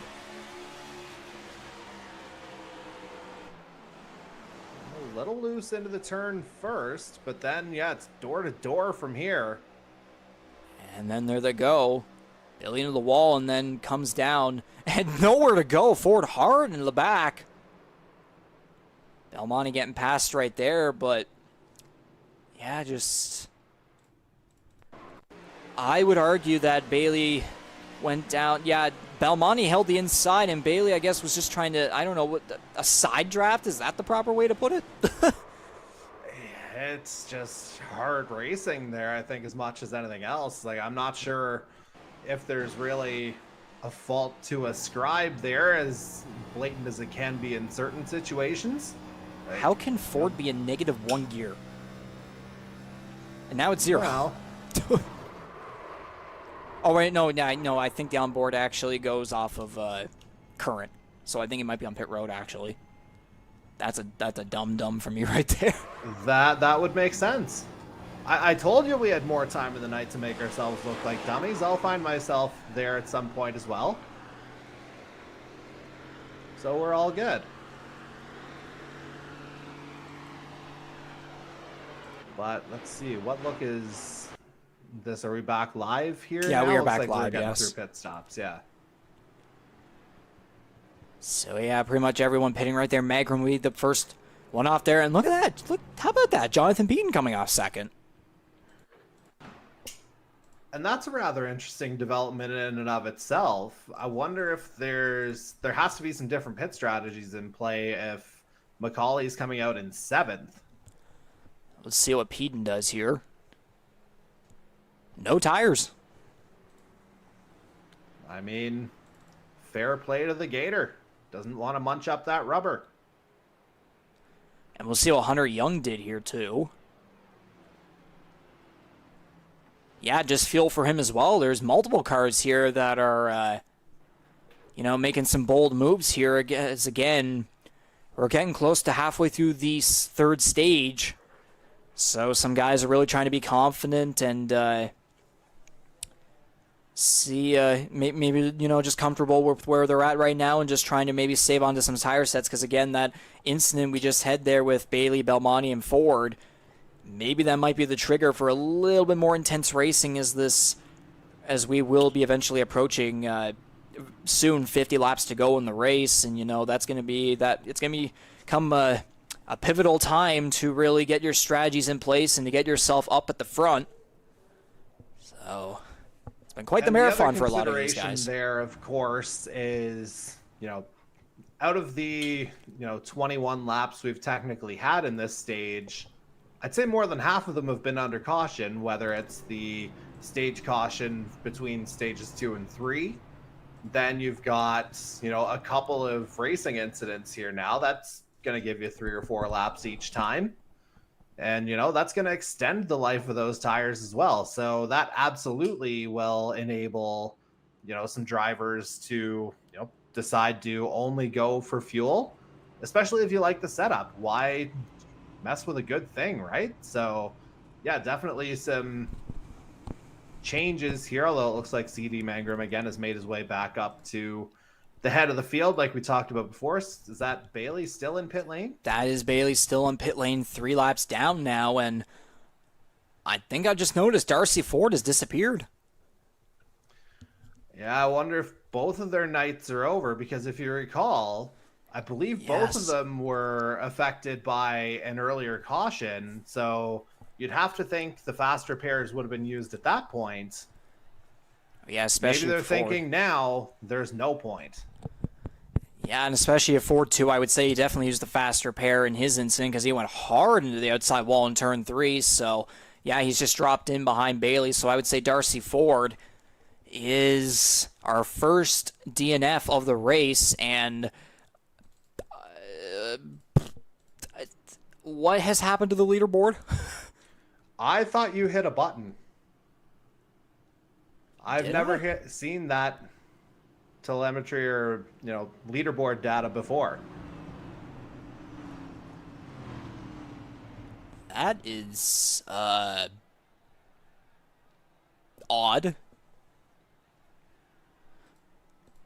It actually looks like odds on the screen, plus or minus 122 laps. Oh, there we go. Yeah, there we go. A little bit, maybe a bit of a kerfuffle here with the stuff, the technology I'm using here to, broadcast the race and see what's going on throughout the field. And Jonathan Peden just loves to be either a ghost or a magician. Ghost, Gator, he's proven to do everything as that pace car just takes that wild cut again. Now we got some Tornado Alley boys at the front. Take it, Reegs. Yep, and that will be CD Mangrum and Jonathan Peden leading the way on the front row. Green flag. Very close here to halfway through the third stage of 4 stages. Here in the World 300. Got a good run on the inside. Yeah, in the World 300. And they're going to be 3 wide. They're going to squeeze MacAulay in the middle between Ireland and Young. Ireland's going to drop back. MacAulay will take advantage on the high side. And now he's going to dive down low on Dylan Baum here for 5th place. Right in behind Kyle Noel. That's going to give maybe a little bit of an advantage to Baum, who's a little bit more wide open room there. Well, it looked like MacAulay had a bit of a better run here. And Peden and Belmonte really going at it here for 2nd place. Noel barely squeezing in front of MacAulay. Mangrum don't mind. He's building up a gap. And of course, he was the stage 2 winner as well. So here comes MacAulay through the middle of Noel and Peden. And there's going to be contact. Noel's going to go around. Dylan Baum is going to get collected. Still keeping it straight, though. Oh, Noel went back up the track. Daniel Cudmore's around. He's going to collect Jonathan Moore and Jason Butler. There's Baum up the track there, too. Oh, goodness. Everything happened there. Welcome to the World 300. Including another yellow flag. Welcome to the World 300, where things indeed begin to ramp up by, I would say by about this point in the real-life Coke 600, it's usually around stage 3 when things really start to ramp up, but yeah, lots of cars collected in that one. Yeah, I tell you, Riggs, we might need some Coca-Cola to get through the end of this one. I have water. I mean, I do too. We're semi-healthy, but... Semi-healthy. But yeah, MacAulay went down a little too low, and that caused Noel to go down into Baum. And I'll see what happened with Baum. Yeah, he couldn't hold together. And right driver's side, or that'd be technically left. And then, and Scott Bailey got collected as well. That dude can just not catch a break tonight. No, not at all. And Dylan Baum, again, a guy who always qualifies good, but then always gets caught up in something in the race, is just, ugh. Just shenanigans. Yeah, just a little, well, not even a little bit, way too much of a squeeze there. And there's a ram job from War. That's not a good look. Well, it's weird because it looked like, I don't know if Cudmore was at full speed. Like, I'd want to see that one again. Like, you see, it looked like he slowed there a bit. Almost like there was an attempt at avoiding action, perhaps, or like a thought of avoiding action. But the instinct just wasn't there. And bam. Indeed, that was a bam right there. We'll have to get this one more time. Was he not expecting it, or like... Yeah, just overall not great reaction times from really anyone right there. And then there's even more carnage up into the corner up there. We'll have to see what happened with Bailey.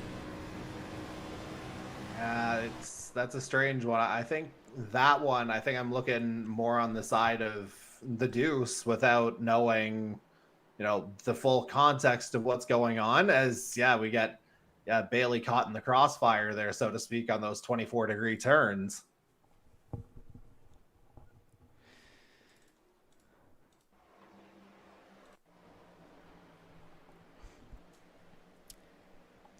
Yeah, basically just a chain reaction from here. Yeah, 3 wide. Good luck. And in real life, I would wonder if that would be a concussion. Well, I'm sure there's going to be a lot of heads banging off of tables after this one. Oh, yeah. For sure. But we'll bring it back to live here, of course. So, Scott Bailey still in this one. There's Kyle Noel right there still going. Dylan Baum as well. I would assume guys like Baum and Noel probably use their faster pairs, although Bailey, on the other hand, again, that earlier stuff he's been caught into, I wonder if he may have ran out and he's probably just going to have to, what's the term? Like whimper at home or something? Live with it, yeah. Limp home? Yeah, that too. Yeah. Yeah, Peden and Ireland were really, Noel, were really holding it together there on the high side and the low side. MacAulay in the middle just kind of going a little too low, although shouldn't assume too much. Again, the guy on the other side of my wall here might have a different story based on what his angle was, his perspective. So we'll have to find out what's said afterwards right there, but thankfully that didn't result in too much damage for the number 17. He's still up front here in third place. And again, Jonathan Peden not too clean in that one either. But he's still up here in fourth. Really trying to, I guess, find some adversity or redemption or whatever after what happened back in Michigan, of course, with those post-race penalties. And the EOL having to start on starting on pit road. I believe that, again, that was his choice. But the field is going to go double file here, and we're going to go back to green. By the looks of it, it's going to be with 21 laps 21 laps to go in the third stage of the World 300. And really, I probably could have started to crank it up towards the start of the stage, but now all of a sudden we're getting chaos on every restart. I mean, we called it, did we not? Sure.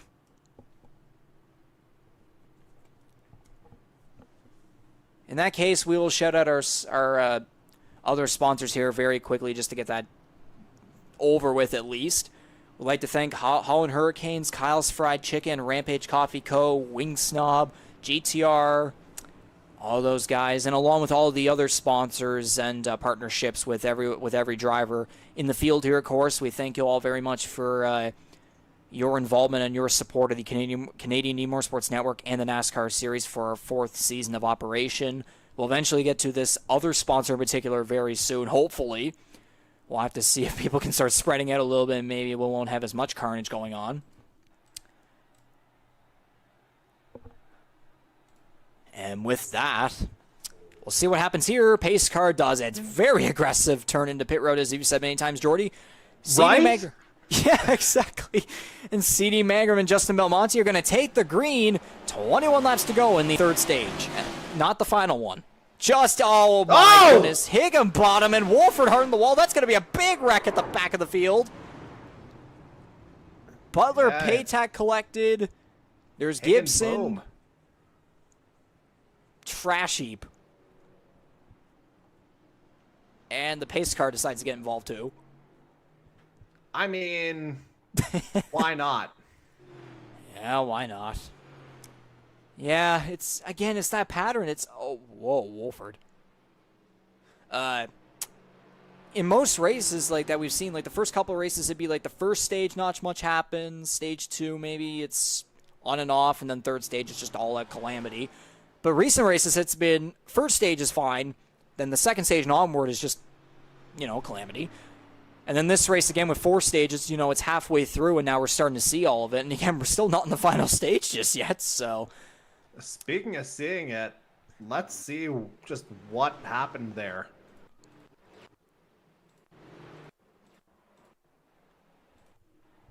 Yeah, well, I would assume probably get the view of Ty Higginbottom, who was 1 lap down in this scenario.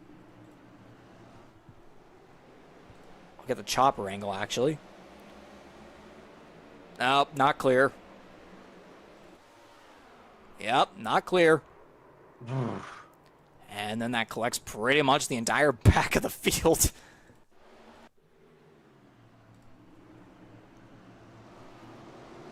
So yeah, Baum diving down to the inside of Higginbottom. And that was not going to work. And then Wolford and Higginbottom both hard on the wall. Paytack gets collected. Gibson as well. Ward and Butler nowhere to go. Bailey getting another hit right there as well.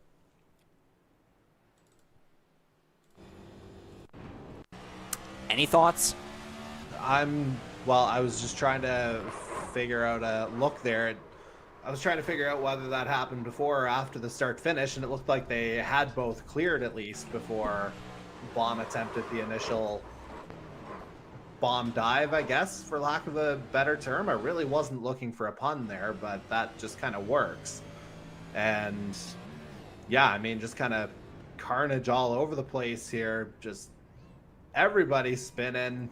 Paytack and Butler coming together. Paytack going almost 90 degrees. Kind of cutting off poor Bailey again.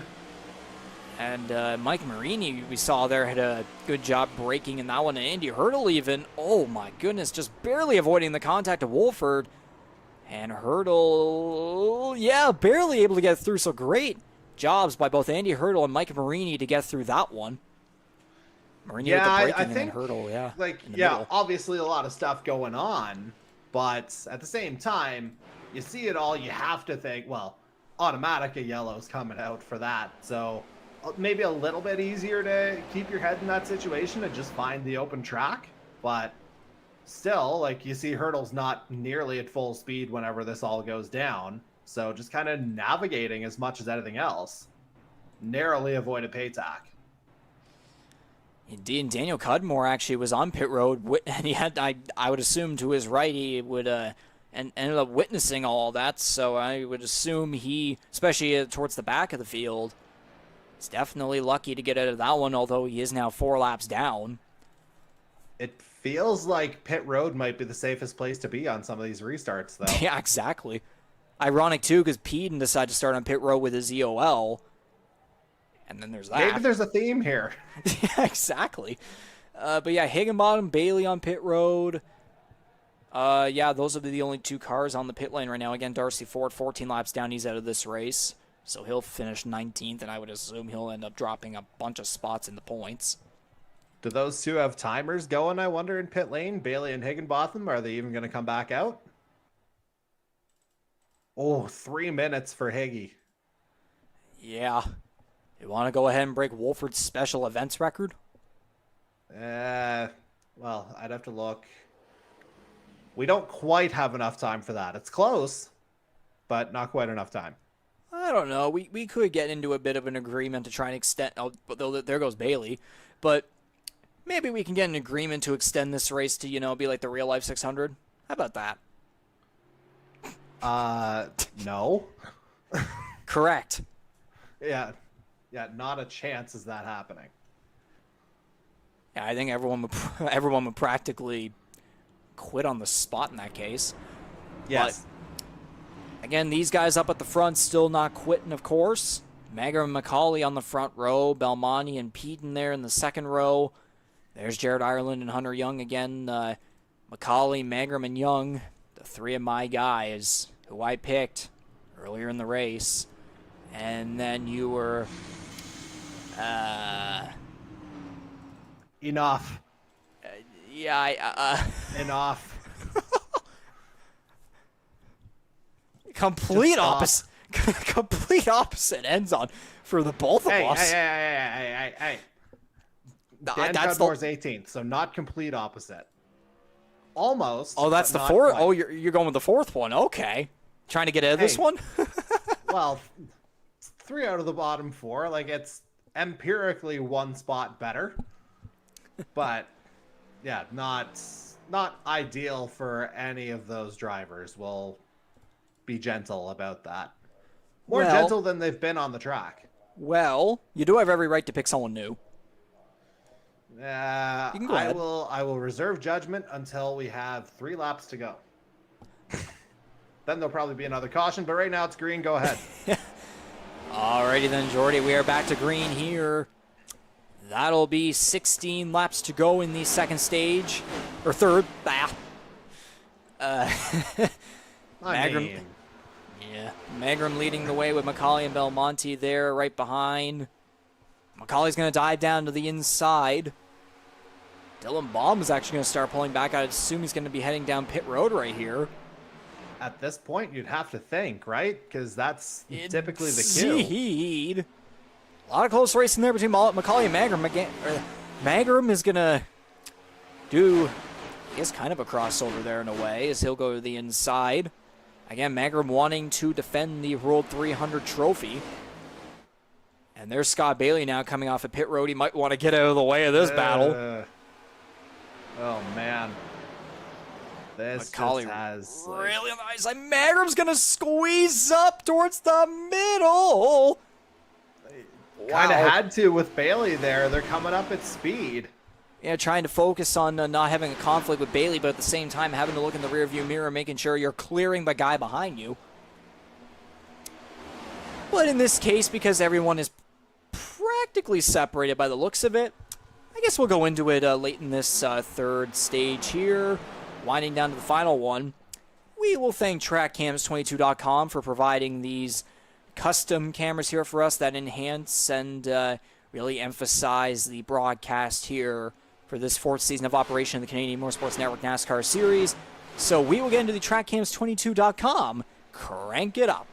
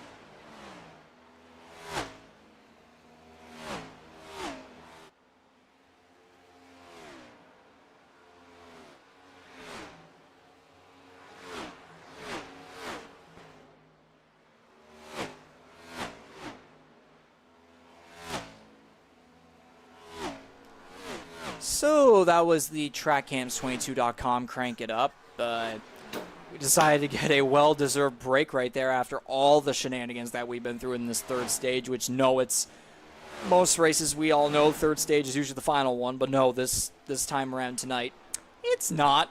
We still have a final stage to get to as we are at just now past the white flag, or at least Corbin MacAulay, the leader, has passed the white flag here for this third and second to last stage of the World 300. My gosh, I am sweating back here. How you doing over there, Jordy?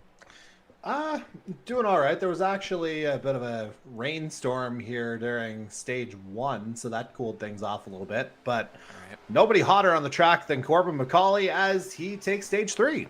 Indeed he does. Number 17, Oyster Bed Speedway, Chevrolet, along with Holland College and the Super Late Model Series, will take the green checkered flag as the caution comes out to conclude the third stage. That was quite the ride. Another caution? What a surprise. Oh my goodness. Well, I guess we knew this one was coming, so there is that. Yeah. But, I mean, that'll be a different story when it comes to North Wilkesboro in a few weeks. Anyways. Oh, wonderful. We still have Talladega next week. Anyways. Jared Ireland's going to take the runner-up position here in the third stage. C.D. Magram will take third. Belmonte fourth. Jonathan Peterman with a very solid top 5 as he was really able to make his way through the field in the third stage. Kyle Noel 6th. Hunter Young 7th. Ryan Gibson 8th. Matthew Patek 9th. Rounding out the top 10 with that one final point is going to be the number 7 of Andy Hurdle. Guys like Marini, Wolford, War, Baum, Butler, and other guys are going to fall short. But, they're still on the track, still keeping it straight. That's all that matters. Butler is currently 1 lap down. Cudmore and Bailey are 4 each. Higginbottom remains on pit road with a time of that. Yeah, you'd have to think that, 15 minutes, we can call that a retirement, I would say. Yeah, pretty much so, and that's unfortunate, too, for the defending series champion, who, if I look at his statistics very quickly, he got 6th back in Michigan, and, he's had an up and down year, but when he's run well, he's run well. Again, 6th at Las Vegas, 4th at Homestead. In the first 5 races, he qualified in the top 10 every single time, but the last 2 races before tonight, just outside the top 10 now. It's just, again, it's been up and down for him, but he, hasn't been awful. He's still up there, defending series champion. I don't know if I would call it a quote-unquote championship slump because, again, we're just, we're transitioning to iRacing, so you have to take that into account. But, again, it's, he's just running fairly solid again for that transition, so I wouldn't say it's a big deal. But, again, though, that's going to definitely be a lot of points lost for, again, the defending series champion. Again, Darcy Ford, now 34 laps down, officially out of this race. Higginbottom still not yet, but I can only imagine he's pretty much done for good, unless he maybe is patient enough to maybe wait to get some laps in by the end, just finish this out somehow. Jonathan Morgan, again, the pit stop done right there. He'll climb it back into the field. Jason Butler is now going to be back on the lead lap. Cudmore and Bailey both at 3 each, and Bailey almost dived down to the pit road, but Cudmore actually does end up doing, I think, pretty close to the barrels there. And again, MacAulay leading the way. You go ahead with what you were going to say. What was I going to say? Oh, War. It looks like he maintained that front end damage from when he absolutely railroaded the back, most likely through no fault of his own, of Dan Cudmore on one of the many cautions, because it looks like there's still, fairly substantial damage to that front end of the 29. But again, we'll have to see if he sticks it out. A couple of disconnections here over the last few weeks, so he'd love to get back in there at the end to try and see if he can secure a few more points. He's got a little bit of ground to make up between himself and the playoff picture, so literally every point counts. And yeah, Jonathan War, you got to be in it to kind of fight for it, essentially. So I wonder if that's kind of what's got him sticking around here for stage 4. Indeed, and I would assume based on the patterns we've gotten, we're probably going to be going green with 45 laps to go in the fourth, and we can finally say this, final stage. Yeah, there's no lap traffic to release. Well, no, I guess we do have to release Bailey, obviously, because, he hasn't had the night to remember, so to speak. So, yeah, you'd have to imagine he'll get released this time around, or at least waved around the pace car. We'll see. There's a little more pace, and yeah, there goes Bailey just straight through, because why not, eh? And so, yeah, we'll go double file, and I won't trample the hell out of your restart call this time. Yeah, Scott Bailey, I guess he'd turn into a Tom Cruise there getting yelled at to hit the pace car. I mean, but then the pace car basically became John Cena. You can just kind of see right through him, so. Yeah. But, again, right back to where the field's at right now. MacAulay, Ireland, Magram, Belmonte. Ireland hasn't been a guy that really has been going at it, at least up front. He has been up here every now and then, more like around the top 5, just outside the top 5, inside the top 10, sometimes even outside of it. But again, and he's surrounded by all 3 stage winners from tonight. Yeah, exactly. But yeah, currently second lowest position of 14th. Like, he's been hanging around just the bottom of the top 5, then the top 10, even top 15, like above it. And, he's his number 13 Boot Hill Chevrolet now getting the opportunity up front here to maybe make a bit of a surprise to get hit and go on maybe to get his first career victory. But yeah, he's surrounded again. I mentioned earlier too, could we see a situation where we end up getting different winners each stage? And we have so far, but Ireland's not going to get a very good start there. MacAulay and Magram will on the inside, and Belmonte's going to swap to the inside there because of what just happened. But 45 laps to go in the fourth and final stage of the World 300 at Charlotte Motor Speedway in Concord, North Carolina. And Magram's going to have a moment. No, they're going to crash in the back. Wolford's around. Peden's involved. Mike Marini is also around. Butler's going to get collected in that one. The Butler did it that time. Yeah, and Bailey and Cudmore are going to get around that one safely, barely. And look at that, another yellow flag. Can someone please go up to the flag stand, just go up and just straight up just start shredding it or something? Or someone just go around with a hammer and just go at the caution lights, because, oh my gosh. I mean, it's pretty much just a permanent fixture at this point, is it not? Yeah, I would say so. Now, speaking of fixing, there's going to be a lot of cars needing fixing after this. Let's get another look. So yeah, Wolford down in the inside of Marini, I believe this is where it did end up starting. Oh yeah, Bomb may have gotten Wolford loose right up into Marini, hard to the outside wall, and then Peden just gets collected. And then Butler says hello.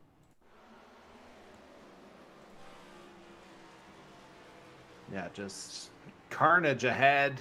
Tried to take the avoiding action. Probably didn't see Marini's back end popping out there. And yeah, as you make the move, yeah. And then just swings around on you. Yeah, I mean, yeah, under the lights, black and purple car. Not easy.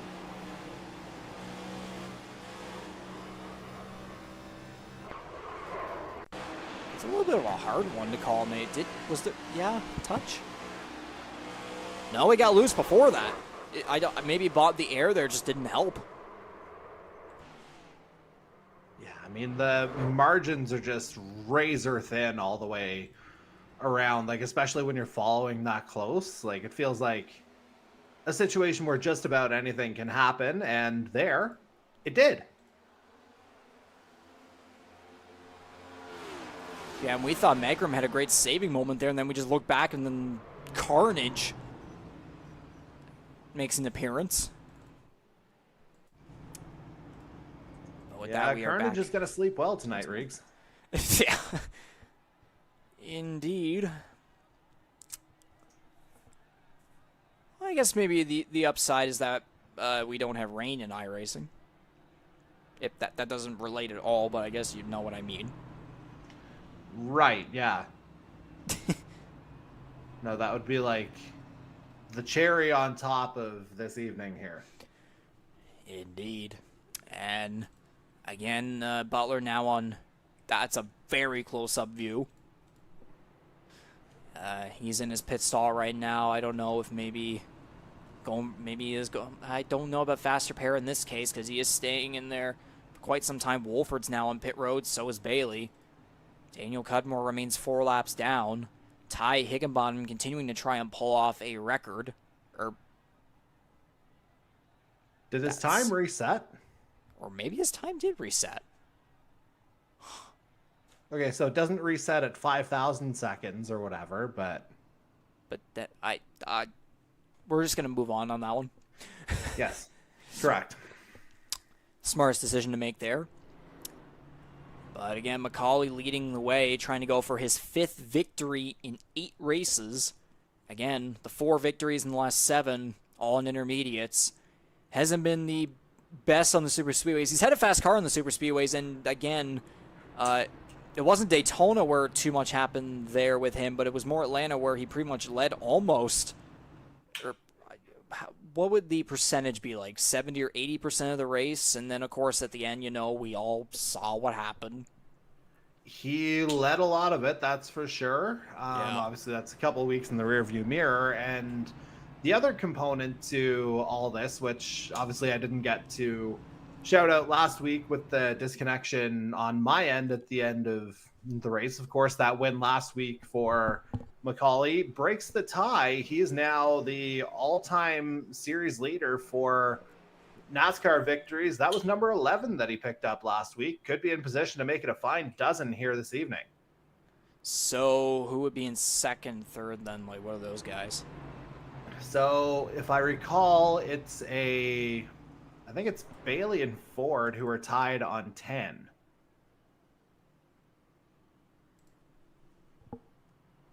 It was in that by the numbers video from the start of the year. Conveniently, I believe it's available on YouTube.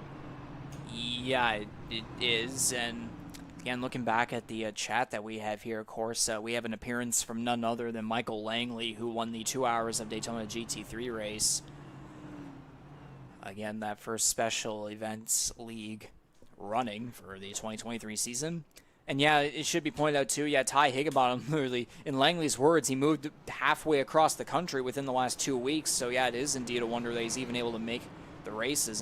And for just that switch up, he is indeed doing very well. I hope to good lord that I didn't mention where Higginbottom is from any time earlier, because that might have been outdated if that is the case. So if that ever happened, I apologize. I'm pretty sure I didn't, but anyways. You didn't, but I covered the new location, so we're good. Okay. Appreciate that very much. And oh, geez, that pace car, my God. I was looking at the chat, and then you made me think something happened with the field there, but thank goodness that's not the case. Just wait. Okay.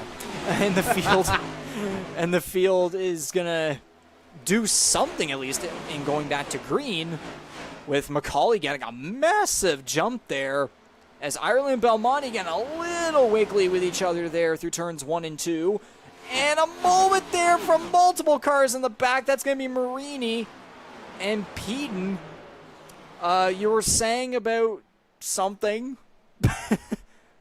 No, more specifically, Marini saying no caution again? Yeah, that man has had literally no luck when it comes to that. Oh, yeah, you can see it on his hood there. The officials could be sleeping giants. Oh, man. I wonder how much emphasis there is on the sleeping right now. Well, I mean, over here it's 11:10 p.m. Over there, what's your time zone again at? I am 3 hours behind, so it is 8:10. So not as bad. Yeah, you're definitely in a better spot than I am, and especially all these drivers over here in the Maritimes, of course. If you're in America on the East Coast, it'd be 10:10, so maybe a tad bit better there as well. But hey, the next 2 weeks, this is a good reminder. I'm going to be in your time zone. Oh, yeah. Even better, kind of. Maybe, sure, Wow, whatever. that hesitation hurts. Should I just disconnect now? Uh,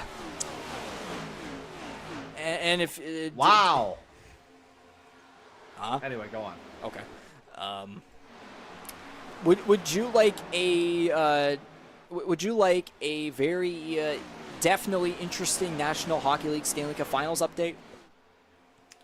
I mean, I've been seeing them did I just see someone go sideways? Yeah, Peden had another moment there, but he's able to save the car back in 11th place. Yeah, just kind of saw it around the corner. A lot of luck there, and I mean, it's ditto on the ice for the guys in Sin City. Oh, you've seen it? Oh, yeah. Oh, you know. Okay, you do know a bit. Yeah. Yep, Florida, I'd say you're goners, but I mean, GG, I'm making the finals, so yeah. And what happened with Peden was right there. It was also... Oh, yeah, Marini in the wall. Yeah, that's what happened. No caution because the officials love number 12. But again, in real life, the number 12 literally won the Coke 600. Yeah, proof, folks, that, art does not always imitate life.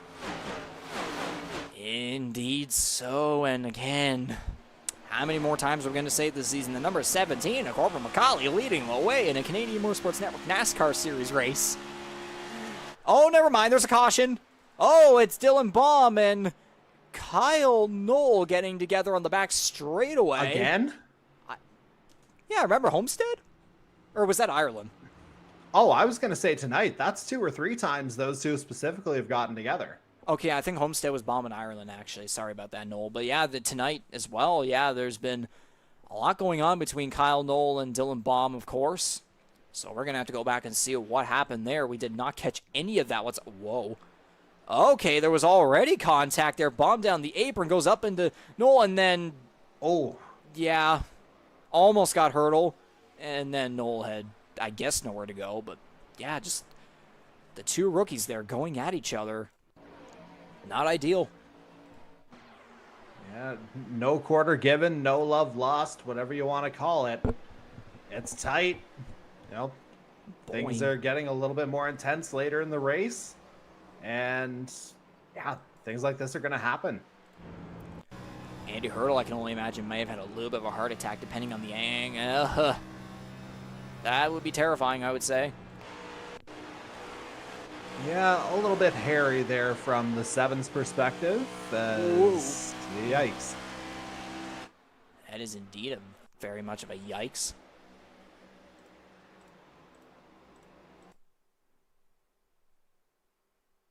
Ooh. Yeah, Noel's lucky he was able to keep his car sort of straight. Yeah, we decided to go drifting there for a little bit.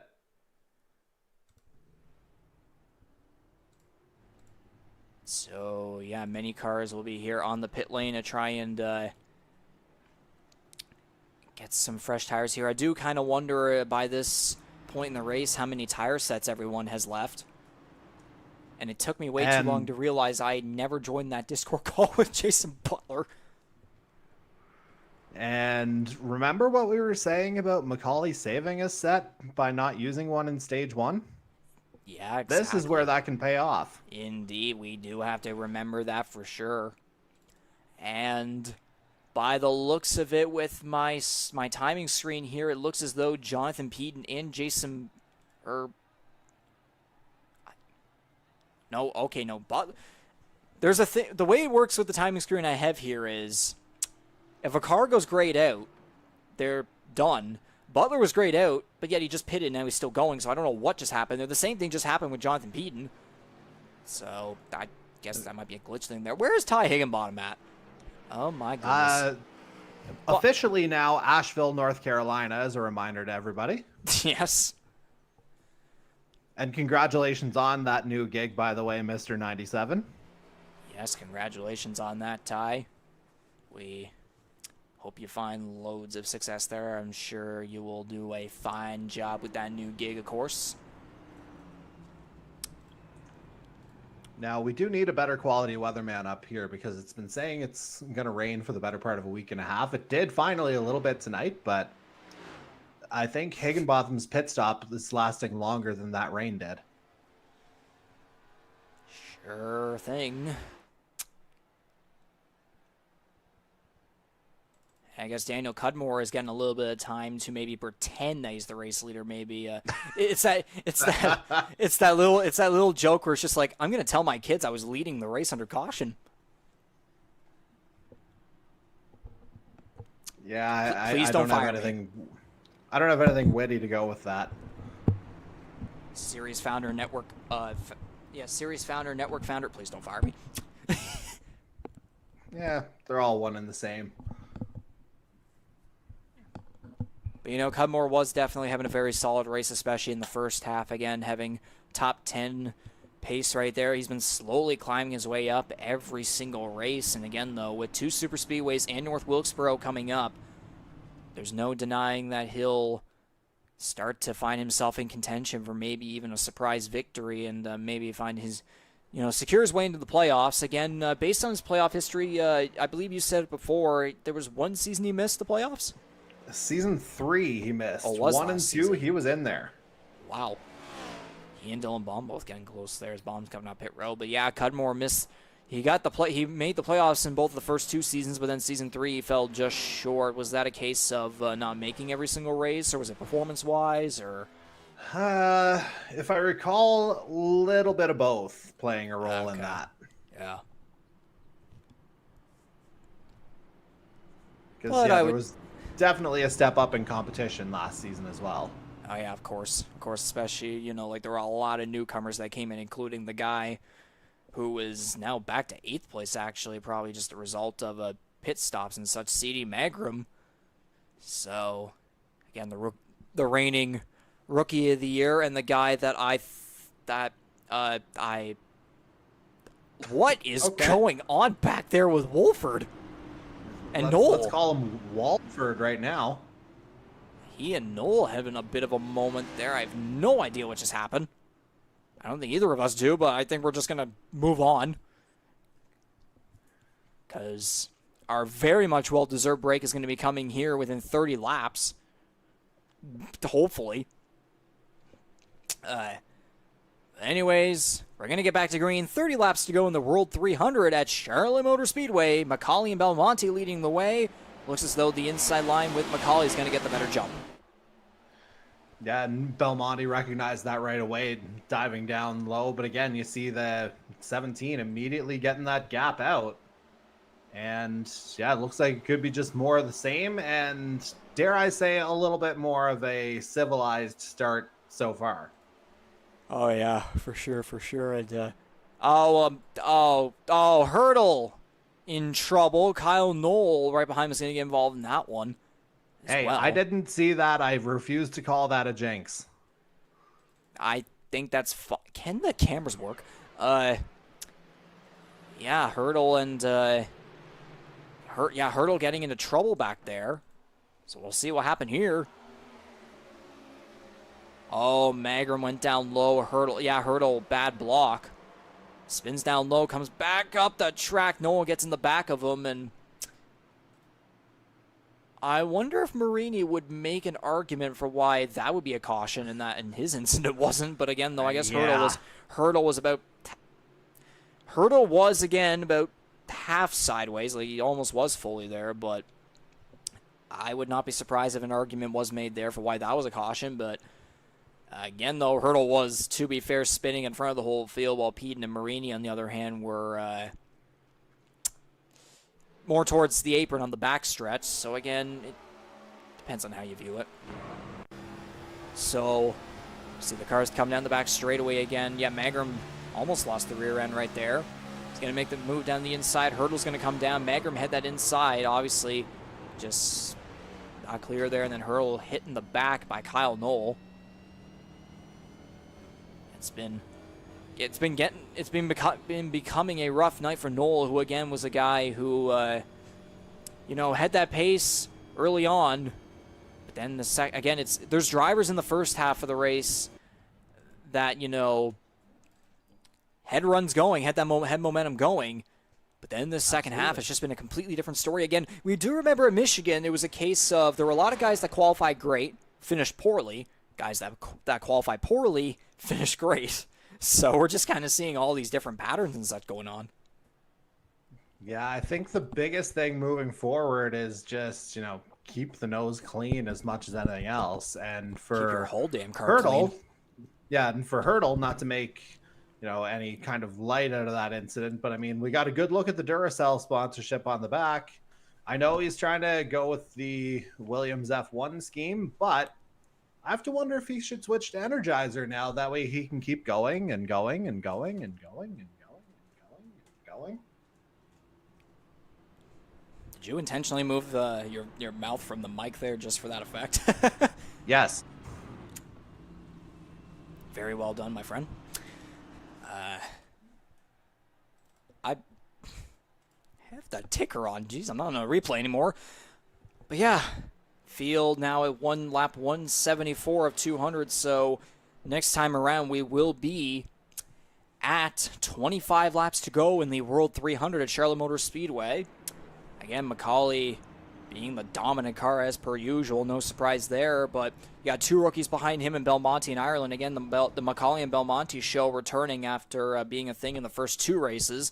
Kind of got broken off a little bit after that, but now it's slowly been making its way back up. Not in the point standings, but just in races in general, and it would not be surprising at all if we saw a similar case with track, like next week with Talladega, because, again, at Daytona, it was all Belmonte and MacAulay going at it there with other rookies. I believe might have been Kyle Noel or someone in there that I recall from that race also being involved. Remember, it was like 3 rookies in the top 5 or 2 or 3 in the top 5, something like that. My memory is not perfect. And you were also riding solo that night, so I cannot help you.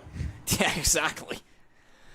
Well, I could go to it right now here to see. Yeah, Belmonte, MacAulay, Baum, and it was Baum in Ireland actually, because Kyle Noel finished back in 7th. Yeah, all 4 rookies did finish in the top 10, but again, it was 3 in the top 5. Very solid right there, the mix between those guys, and then MacAulay and Hurdle, 2 veterans in there, of course.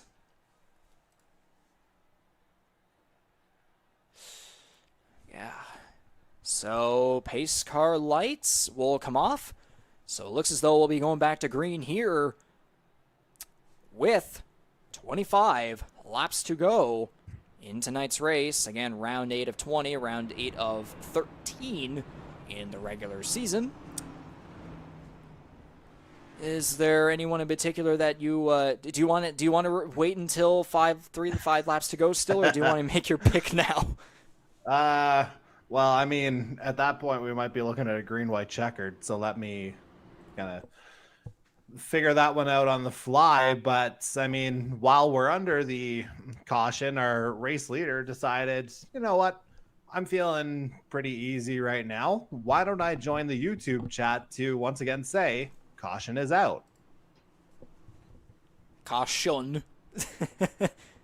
Hey, I mean, phonetics, they mean something, right? Indeed. Yes, 25 laps to go. Rebecca, let's go. And based on who's watching right now, we got 8 still in here again for again, the guy on the other side of my wall here, and for me as well. 8 people still watching here when it's almost 11:30 p.m. on our time zone. So, yeah, I was about expecting this to be the time. Again, this is kind of also what it was like, and it's what it's been like in real life too with the Coke 600. But in this case, restart with 25 laps to go in the World 300 at Charlotte. Green flag back out. MacAulay with, unsurprisingly, a great jump. And again, Belmonte diving to that inside line as he did on the previous restart to hold position there with Ireland trying to make a move. And, Ryan Gibson there in 4th. Matthew Paytak rounding out the top 5 as it stands right now. Actually, yeah, it is top 5. I thought there might have been another move made. I thought Young might have made a jump, but yeah, single file holding steady right now. Or not. Oh, no, there's one car in the grass. Yeah. No, multiple cars, actually. Dylan Baum is in the grass. Jason Butler back there as well. Kyle Noel on pit road. And the flag, much like that grass, stays green. Yeah, something happened back there that we did not catch. Baum is slow there on the outside, so we're going to go back and See what happened. Okay, something happened. Yeah, Noel bomb. Okay, no, there was. Bailey actually did go for a spin, but no caution? Man, Really? this race Oh, has now had there's a more caution. Oh. Delayed reaction. Unless something else happened. I think, yeah, Jason Butler's slow on the track there on the apron, turn 4. He's going to go his pit stall. I think that it would not surprise me if that caused an automatic caution there. But really? Well, I mean, it's kind of similar to what we had with Jonathan Warr there last week, that caution when the car disappeared on pit lane, if you recall. Yeah. Similar circumstance. Indeed, I do. But man, oh man, the third and fourth stages, they have had more stops and starts than my beginner power skating program. And are we ever going to get a case where we can make a reenactment of someone's, like toe link or whatever, completely breaking and doing a Chris Buescher in the on the front stretch grass? Are we going to get that reenactment yet? I believe I got the car part right. Anything's possible at this point.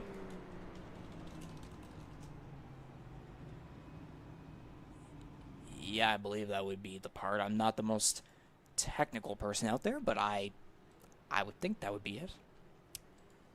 So yeah, that is what happened there in between guys like Baum and Noel and Scott Bailey, Jason Butler.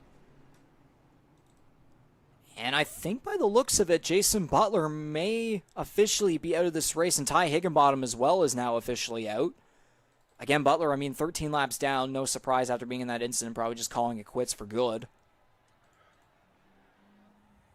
So that means 3 cars out of this race, Butler, Higginbottom, and Ford. Daniel Cudmore remains the final car there, laps down at 3, and then everyone from 15th upwards still in the lead lap. Bailey and Noel look to be on pit road right now. Indeed so. MacAulay's still leading the way. I can only imagine he just wants this race to come to an end. And I really, too, with all these late cautions, it does make me wonder about tire sets with everyone. Yeah, I mean, obviously, you're not pounding the rubber into oblivion here at this point, as I think from really the beginning of stage 3, I think we've had more laps under caution than we have under green flag conditions, with the exception of that one crank it up segment, which I wonder if maybe that's the good luck charm. Yeah, just go through crank it up for the rest of the race, and maybe that's the funny thing too. It's usually when the crank it ups happen, there's always something that happens, but this time around it flipped.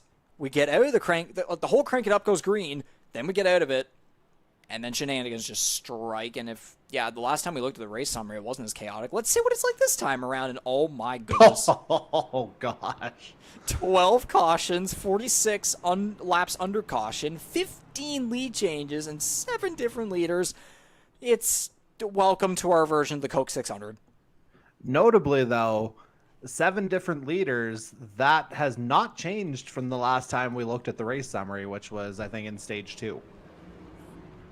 Indeed, but it was with the lead changes. I was estimating maybe about 15 by the end, but I wonder though, maybe if something happens here involving MacAulay, like maybe he starts to run out of momentum and someone like Belmonte or Gibson starts to come through. Even guys like Marini and Young, Marini, Young, Hurdle, and War are all guys that they weren't really up there fully during the first half, but now they've been slowly starting to make their way up.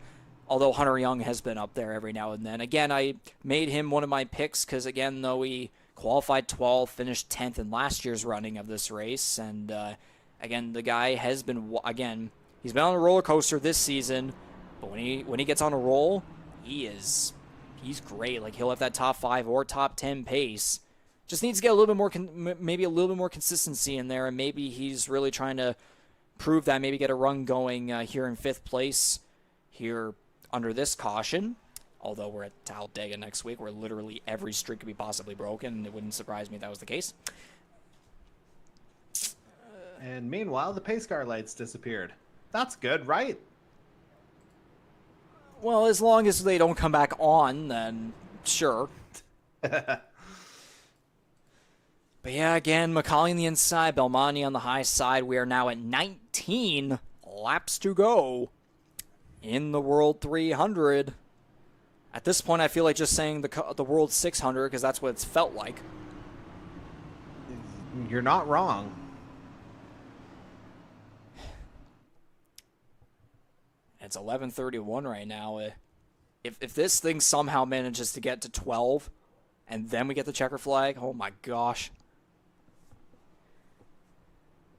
I think the pace car deserves to win. Yeah, I think we pretty much have said that every single race. Yeah. Like, it's just kind of the way it's gone, like, you know, outside of, you know, that sharp left every time. Yeah. But you get the point. I do get the point. Hopefully the fans do as well. Anyways, watch the pace car just... Whoop. Hey, left turn. And hopefully all these cars on track can, you know, stay doing that. But, yeah, back to green. 18 laps to go in the World 300. MacAulay leading the way as per usual. And he gets the jump again. A good jump again as per usual. Yeah, Belmonte not exactly right. No, there's trouble. They're going to crash again. It's Magram. Well, at least he kept all four wheels on the track this time. And Peden's going to get involved in that one as well. Oh, that is heartbreak for Magram. So, you were yawning earlier. Do we have pillows and blankets out at this point? The funny thing is, I haven't been yawning since then.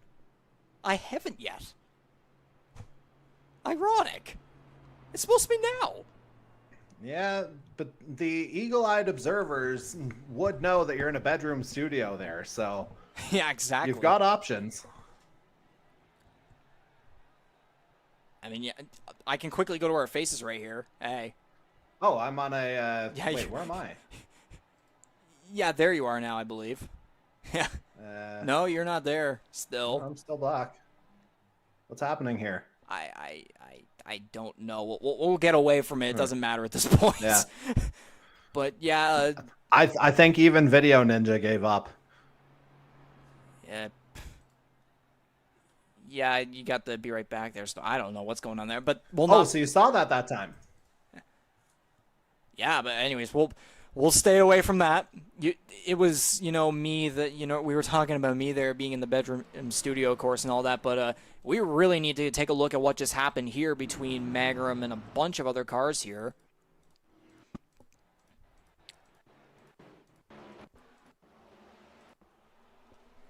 So we'll take the look here from the restart first to see what is up. See how he goes low on War.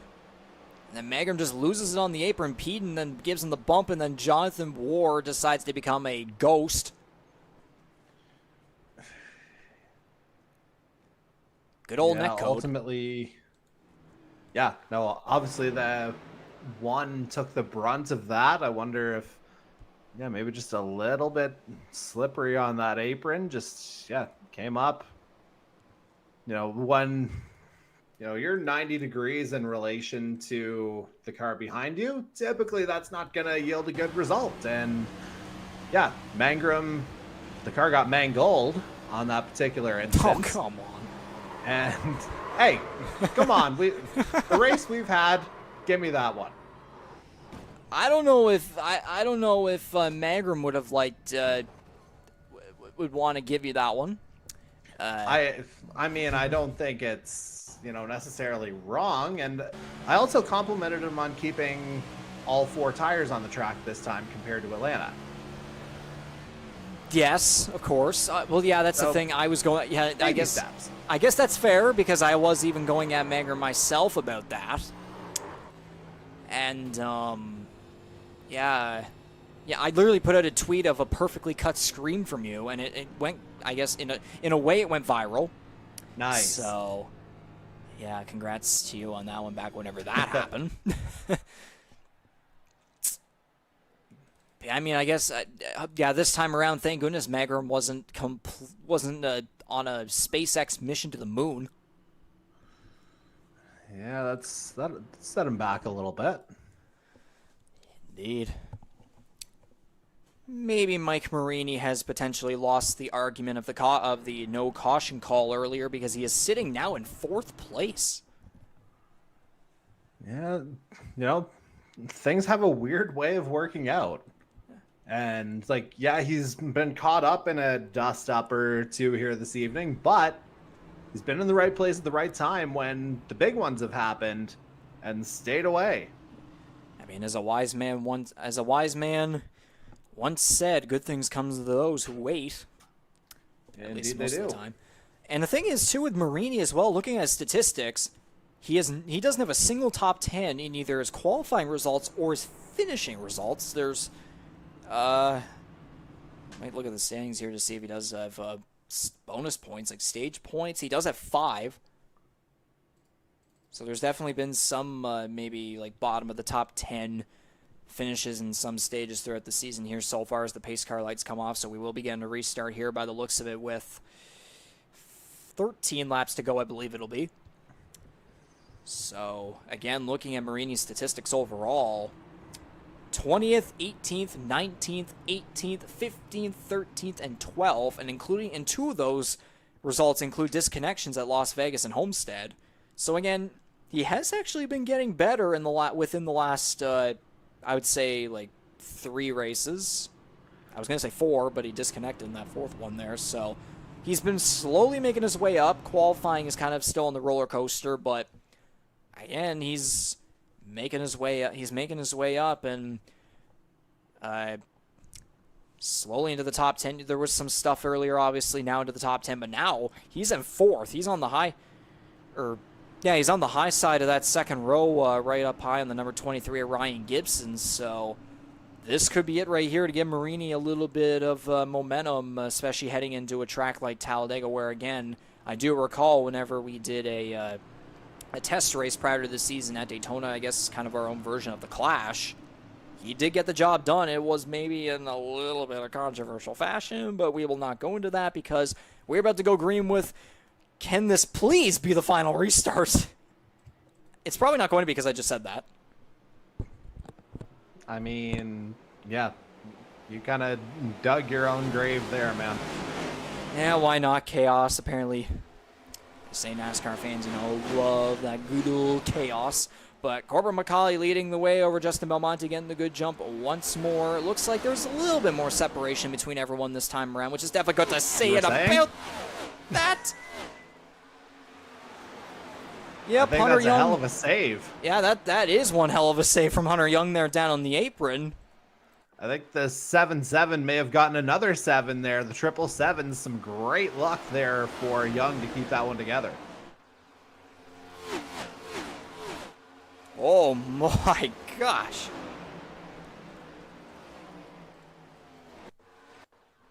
Yeah, he lost off the corner, and then just, how does he not get in front of that pack right there? Yeah, holy smoly. Whoa, and Ryan Gibson having a bit of a moment there. He's going to put Paytack in the wall. They're going to keep going, though, somehow. Oh, and using the pass in the grass is going to be Andy Hurdle. And Gibson barely is going to block him there on the inside. How is this happening? I never dug my own grave, I think. There's still... Okay, I kind of need the ticker to be on. Whoa, Hurdle really diving it down low on the inside there. That's going to cause Bob and Noel to come up. They're going to be playing a bit of bumper cars, and they're going to crash. There it is. There it is. An accordion effect between Noel, Young, and Magram. Yeah, except Weird Al's not playing that accordion. That just sucked. Oh, my goodness. And look at that right front. The damage there, just wobble, wobble, wobble, wobble. Now do you believe me when I said Magram got mangled? Now do you believe... I guess now I do believe myself in digging a hole. That too. Oh my gosh. Yeah, there was all bumper cars, accordion effects, and, that just had to happen. So, we'll go ahead and get a angle of what just happened, and if this replay would work for me, I would greatly appreciate that. We'll get started here from the back straightaway. You can see their hurdle right in behind Gibson, then just bumper cars. Noel. Magrum goes up to the high side, and then, okay, I think that might have been net code. I was going to say, the bumper cars had absolutely nothing to do with that. I don't know. That one's, okay, I didn't think it would go that far, but this replay thing is not treating me well. There we go. I think we can go off of this one. Just try to get this one more time. Again, the bumper car's happening between Hurdle, Baum, and Noel. Magrum goes up. And he just loses it. Goes into Noel. And they're all hard on the outside wall. Young with nowhere to go. Hard front-end damage for Young. And then there's Pete using his good old magician skills, I suppose. Wolford's able to get around. Cudmore slows down well enough to get through that one as well.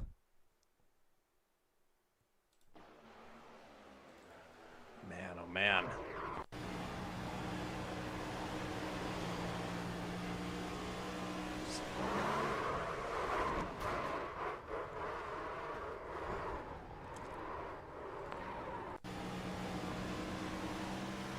I think we've run out of things to say effectively. Yeah, the silence practically speaks for itself there. Yeah, I mean, I definitely have thoughts, we'll put it that way, but figuring out how to make them available for air is one of the things that I'm considering. Yeah, exactly. It won't stop me from trying eventually, but... But I would say thank goodness that no one else was able to get collected in that one. Again, there's still time to collect more cars, though. That's the thing. Yeah, I mean, at this point here, Riggs, like, I haven't seen this much caution since the junior high health teacher brought out the bananas. Oh, my goodness. Like, am I wrong? Well, that's your thing. I'll let you talk and deal about that. See, kids, when the banana comes... No. Stop. Yeah, that's totally who they want to be learning from. Oh, yeah. And it's funny, too. I was saying, I was thinking maybe around 11:30 this race could end. But then it made me wonder that when we got to 11:30 for my time zone here, and for other ones, other drivers here in the series as well. At 11:30, I was wondering, is this going to end up going to 12 somehow? We're about a quarter before 12, so... Imagine if we had a Newfoundland driver in this, they'd be passed. A European driver? Yeah, good luck with that. Australian, Japanese. Oh. I don't know. Maybe we could use some Daniel Ricciardo here. We could get him some interest in NASCAR. I mean, that's a stated interest, certainly. Yeah. I don't know. Do you think Lance Stroll will finally get the job done at the Canadian Grand Prix? Well, we did just see a Canadian win the Canadian Open Golf Tournament for the first time in almost 70 years, so why not? Well, I mean, there's lots of reasons why not, but a podium, why not? Well, I mean, yeah, Aston Martin straight up. We could have an Alonso win. Maybe Stroll gets second. We can... who's another random driver we can put in third place? You got any ideas? I was going to say, I don't know if I can think random enough. I don't know. Carlos Sainz, he drives for Ferrari?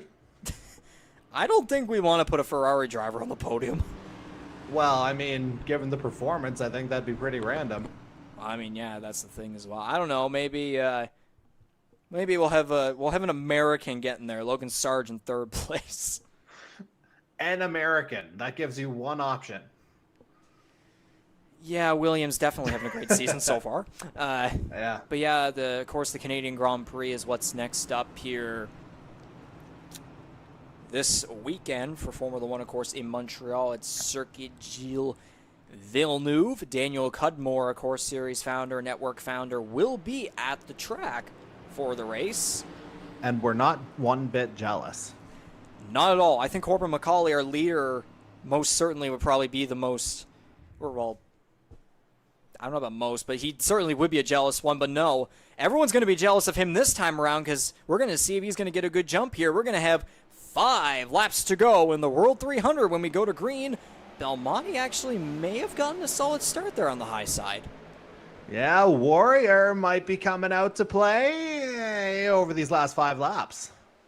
We'll just have to wait and see here, of course. Belmonte remaining about 0.2 behind. Hopefully no one gets involved. There's wall contact in the back. Oh, no. Something. Oh, yeah, Hunter Young's getting caught up in something. He's going to go into the inside wall. Dylan Baum may have also had something happen there. There's something going on up front as well. There's multiple cars going to pit road. I really thought Baum was about to slam the barrels there. But we stay green. There's Gibson and Bailey going at there. Bailey's going to triumph on the high side. MacAulay remaining about 0.2 ahead, almost 0.3 ahead of Belmonte. Coming to 3 laps to go. He is going to pray that we're not going to get another caution so that he can maybe have a little bit more endurance to test it against him. And Belmonte got really close to the outside wall right there coming off the final corner. But I would say MacAulay might just be on his way to finally claiming redemption after 3 years in a row of not being able to win at Charlotte. Again, it was on NASCAR Heat 5, of course. Oh no, Marini open over! Man! Jesus! And I'm hearing words on the other side of my wall, too. MacAulay's not happy. I mean... I think that would be the incident where we have no words to say, because I did not have great camera work on that one. I apologize for that, but there was such a scramble there because I couldn't tell. I couldn't tell who exactly was involved in that one. I was just kind of pressing at cars here, but over to Marini. Oh, that's unfortunate. Oh boy. We're gonna go ahead and check out what just happened, because, okay, yeah, there's a preview of it right there. Yeah. Sorry to spoil it, folks. What on earth happened, though? Yeah, he goes in the wall, it goes up. Oh, my. Well, oh, wow. It looked like there was initial contact from Baum if you go back to the start of that. Yeah, we'll have to get him off pit road here. I think that maybe that's the madness I was hearing there, because maybe that was not a good look. We'll see here. You just said the words, in pit road. Yeah. Think about this for a second. Yeah, no, he just lost it. Inside wall goes up the track, and then, oh my gosh. Yeah, I'm sure Matthew Paytak had some less than, fan-friendly words for that particular instance, as he was the first car to get collected by Marini. This will be a good angle. Up. If this can stay at this angle. Yep. Jeez. Oh, man. Oh, my gosh. Oh. And of all things, I'm just I'm looking at it. Looks as though MacAulay and Belmonte are just fine. We look back there, we see, shenanigans going on. I'm trying to flip between all the cameras. And then out of nowhere, there's that one camera. There's Paytak. There's that one camera angle where Ryan Newman basically. Holy cow! Well, I think Corbin's even reacting to it. I can hear him. I'd seen Young go into the wall first. That's what we were looking at first, and then all this happened. How on? Yeah, that's the wreck where you have no words to say, because what? Well, I mean, again, it's the second time in 3 weeks we've had a car go airborne. Wow. We really went from a first half of the race where, like, things were just, just fine. And then we get this. Well, I mean, Charlotte, to many people, is seen as, one of the homes and hubs of professional wrestling as well. This is basically like a last man standing at this point. And look at this view, too. Oh, my gosh. Oh! Wow. Is there anyone else we can get a view of here? Oh, gosh. Oh, Daniel Cudmore might have something here. Maybe. No, not Noel. I'm trying to see if we can get maybe. We'll see how Daniel Cudmore viewed this one. Yeah, I know we got some New Yorkers in the field, but this is Yikers Island territory.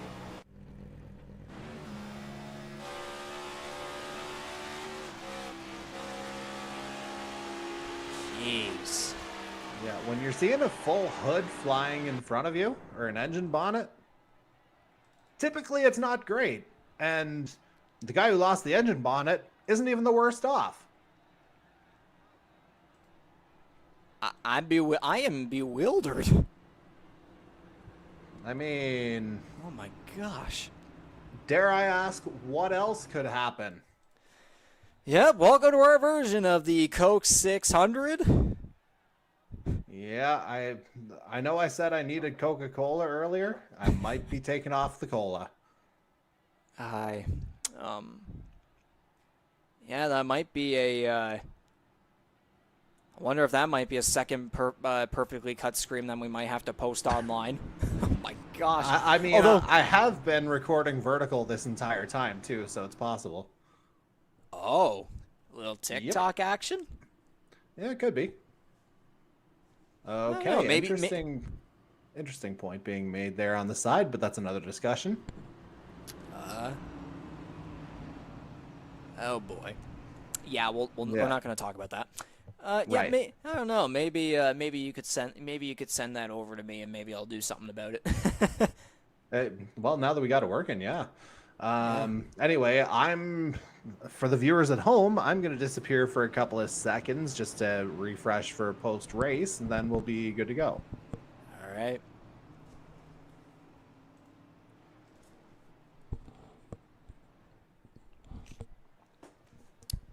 As Jordy goes ahead and does that, of course, we will be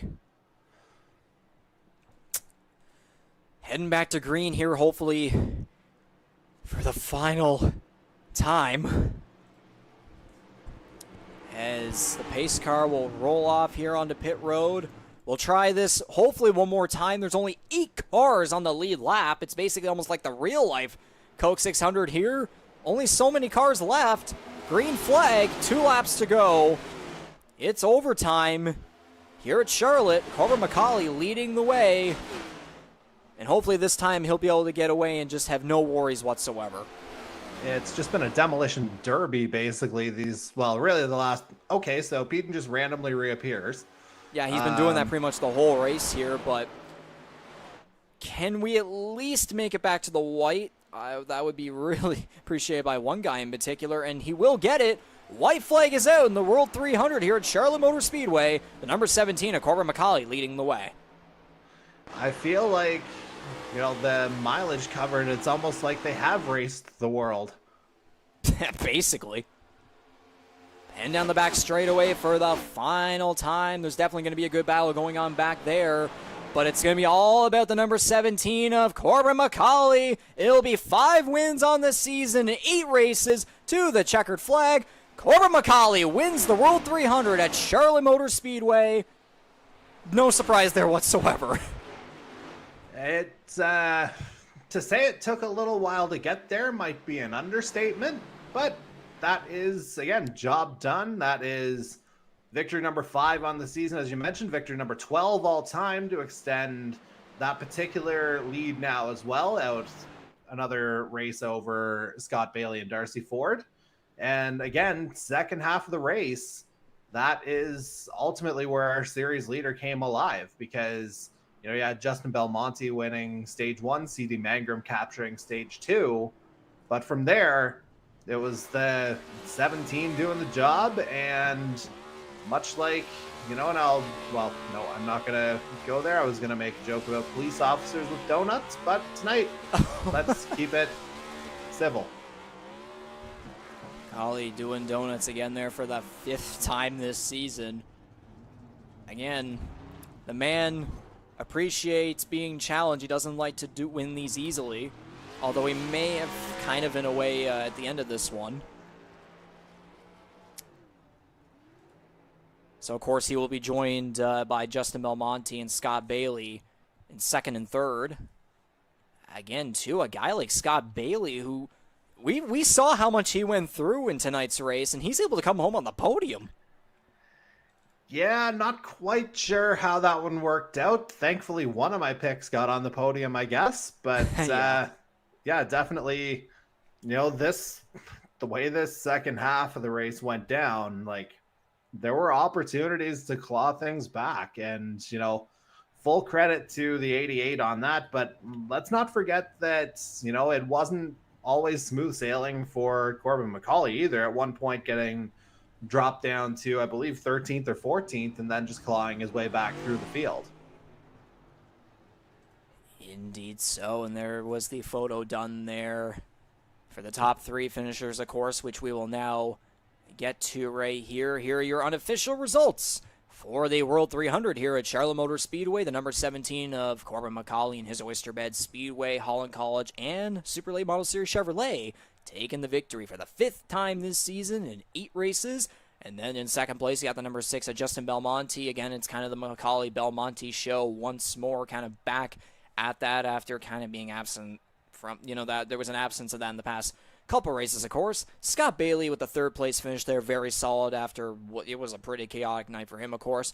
Jared Island's number 13 car coming home, I guess, in kind of a silent manner there in 4th place. Jonathan Peden really rebounding off of what was, starting from the back of the field due to penalties, of course, back from Michigan and losing those, first stage points. But he comes home with the top 5. And then, of course, guys like, Ryan Gibson, Dylan Baum up there. The top 7 are the only cars that finished on the lead lap in this one. And then to round out the top 10, you got Daniel Cudmore again with another 8th place finish 2 weeks in a row. Kyle Noel was able to hang on for 9th, even though he definitely had the pace for maybe even a podium in this race. And then there's Hunter Young, who for the 2nd year in a row is going to finish 10th in the World 300. Take the rest of the field away for us, Jordy. Oh, man, where do we begin? I guess with Mike Marini, who was in contention there late, but ultimately finishes in 11th, 3 laps down. Then you have Andy Hurdle, who again caught up a couple of times toward the end, but again, who didn't? Ultimately finishes 5 laps down in 12th, and some combination of Wolford and Paytak finished 13th and 14th. I don't know which order we're going to go with. They're kind of doing the whole flippy thing here on our screen. Then you have Jonathan Warr 10 laps down in 15th. Ditto with CD Mangrum 1 position behind. Then you've got your 3 early retirements in the form of Jason Butler in 17th, Ty Higginbotham in 18th, and then, of course, Darcy Ford early in stage 3 wound up being our first retirement of the evening. And yeah, that completes the field.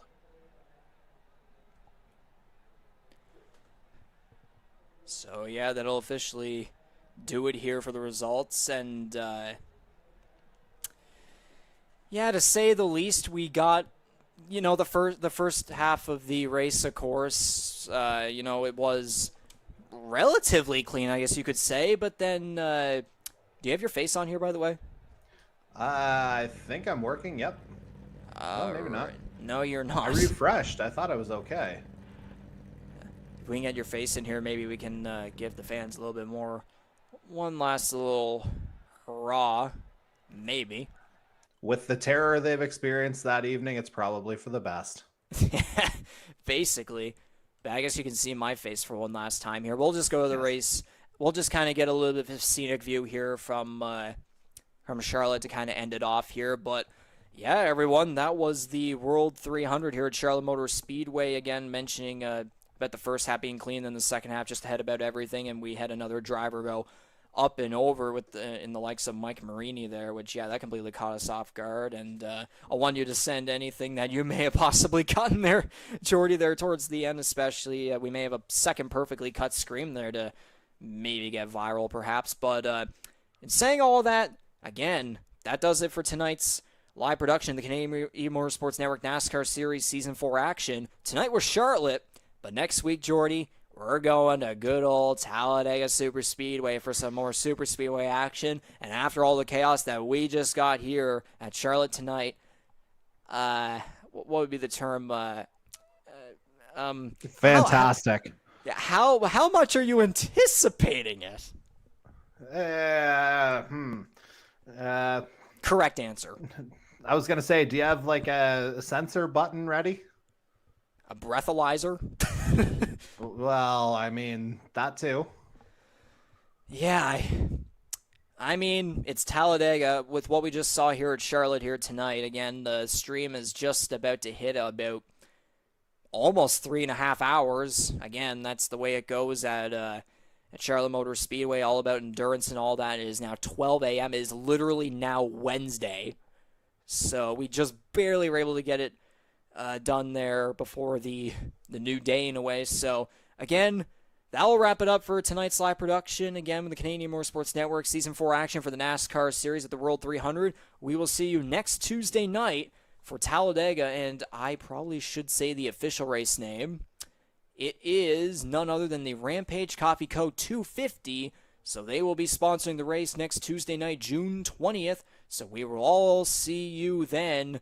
So once again, thanks for watching and listening to this one. Hopefully we're able to stay for the entire production. There was definitely some endurance with the fans as well. I can only imagine, both the drivers, the fans, and us here in the commentary booth. But this is Regan MacAulay, your main play-by-play guy and broadcaster for the Canadian Motorsports Network. Alongside me, of course, Jordy Kerher, color commentator. Jordy, thank you for coming in once again to provide your insightful and educational, or for providing your educational insight. That's the way it should go. And obviously, Jordy will be back at it once again for, I can only imagine, more entertainment and more chaos at Talladega Superspeedway in Alabama next week. All right, we'll see you then. Take care, everyone.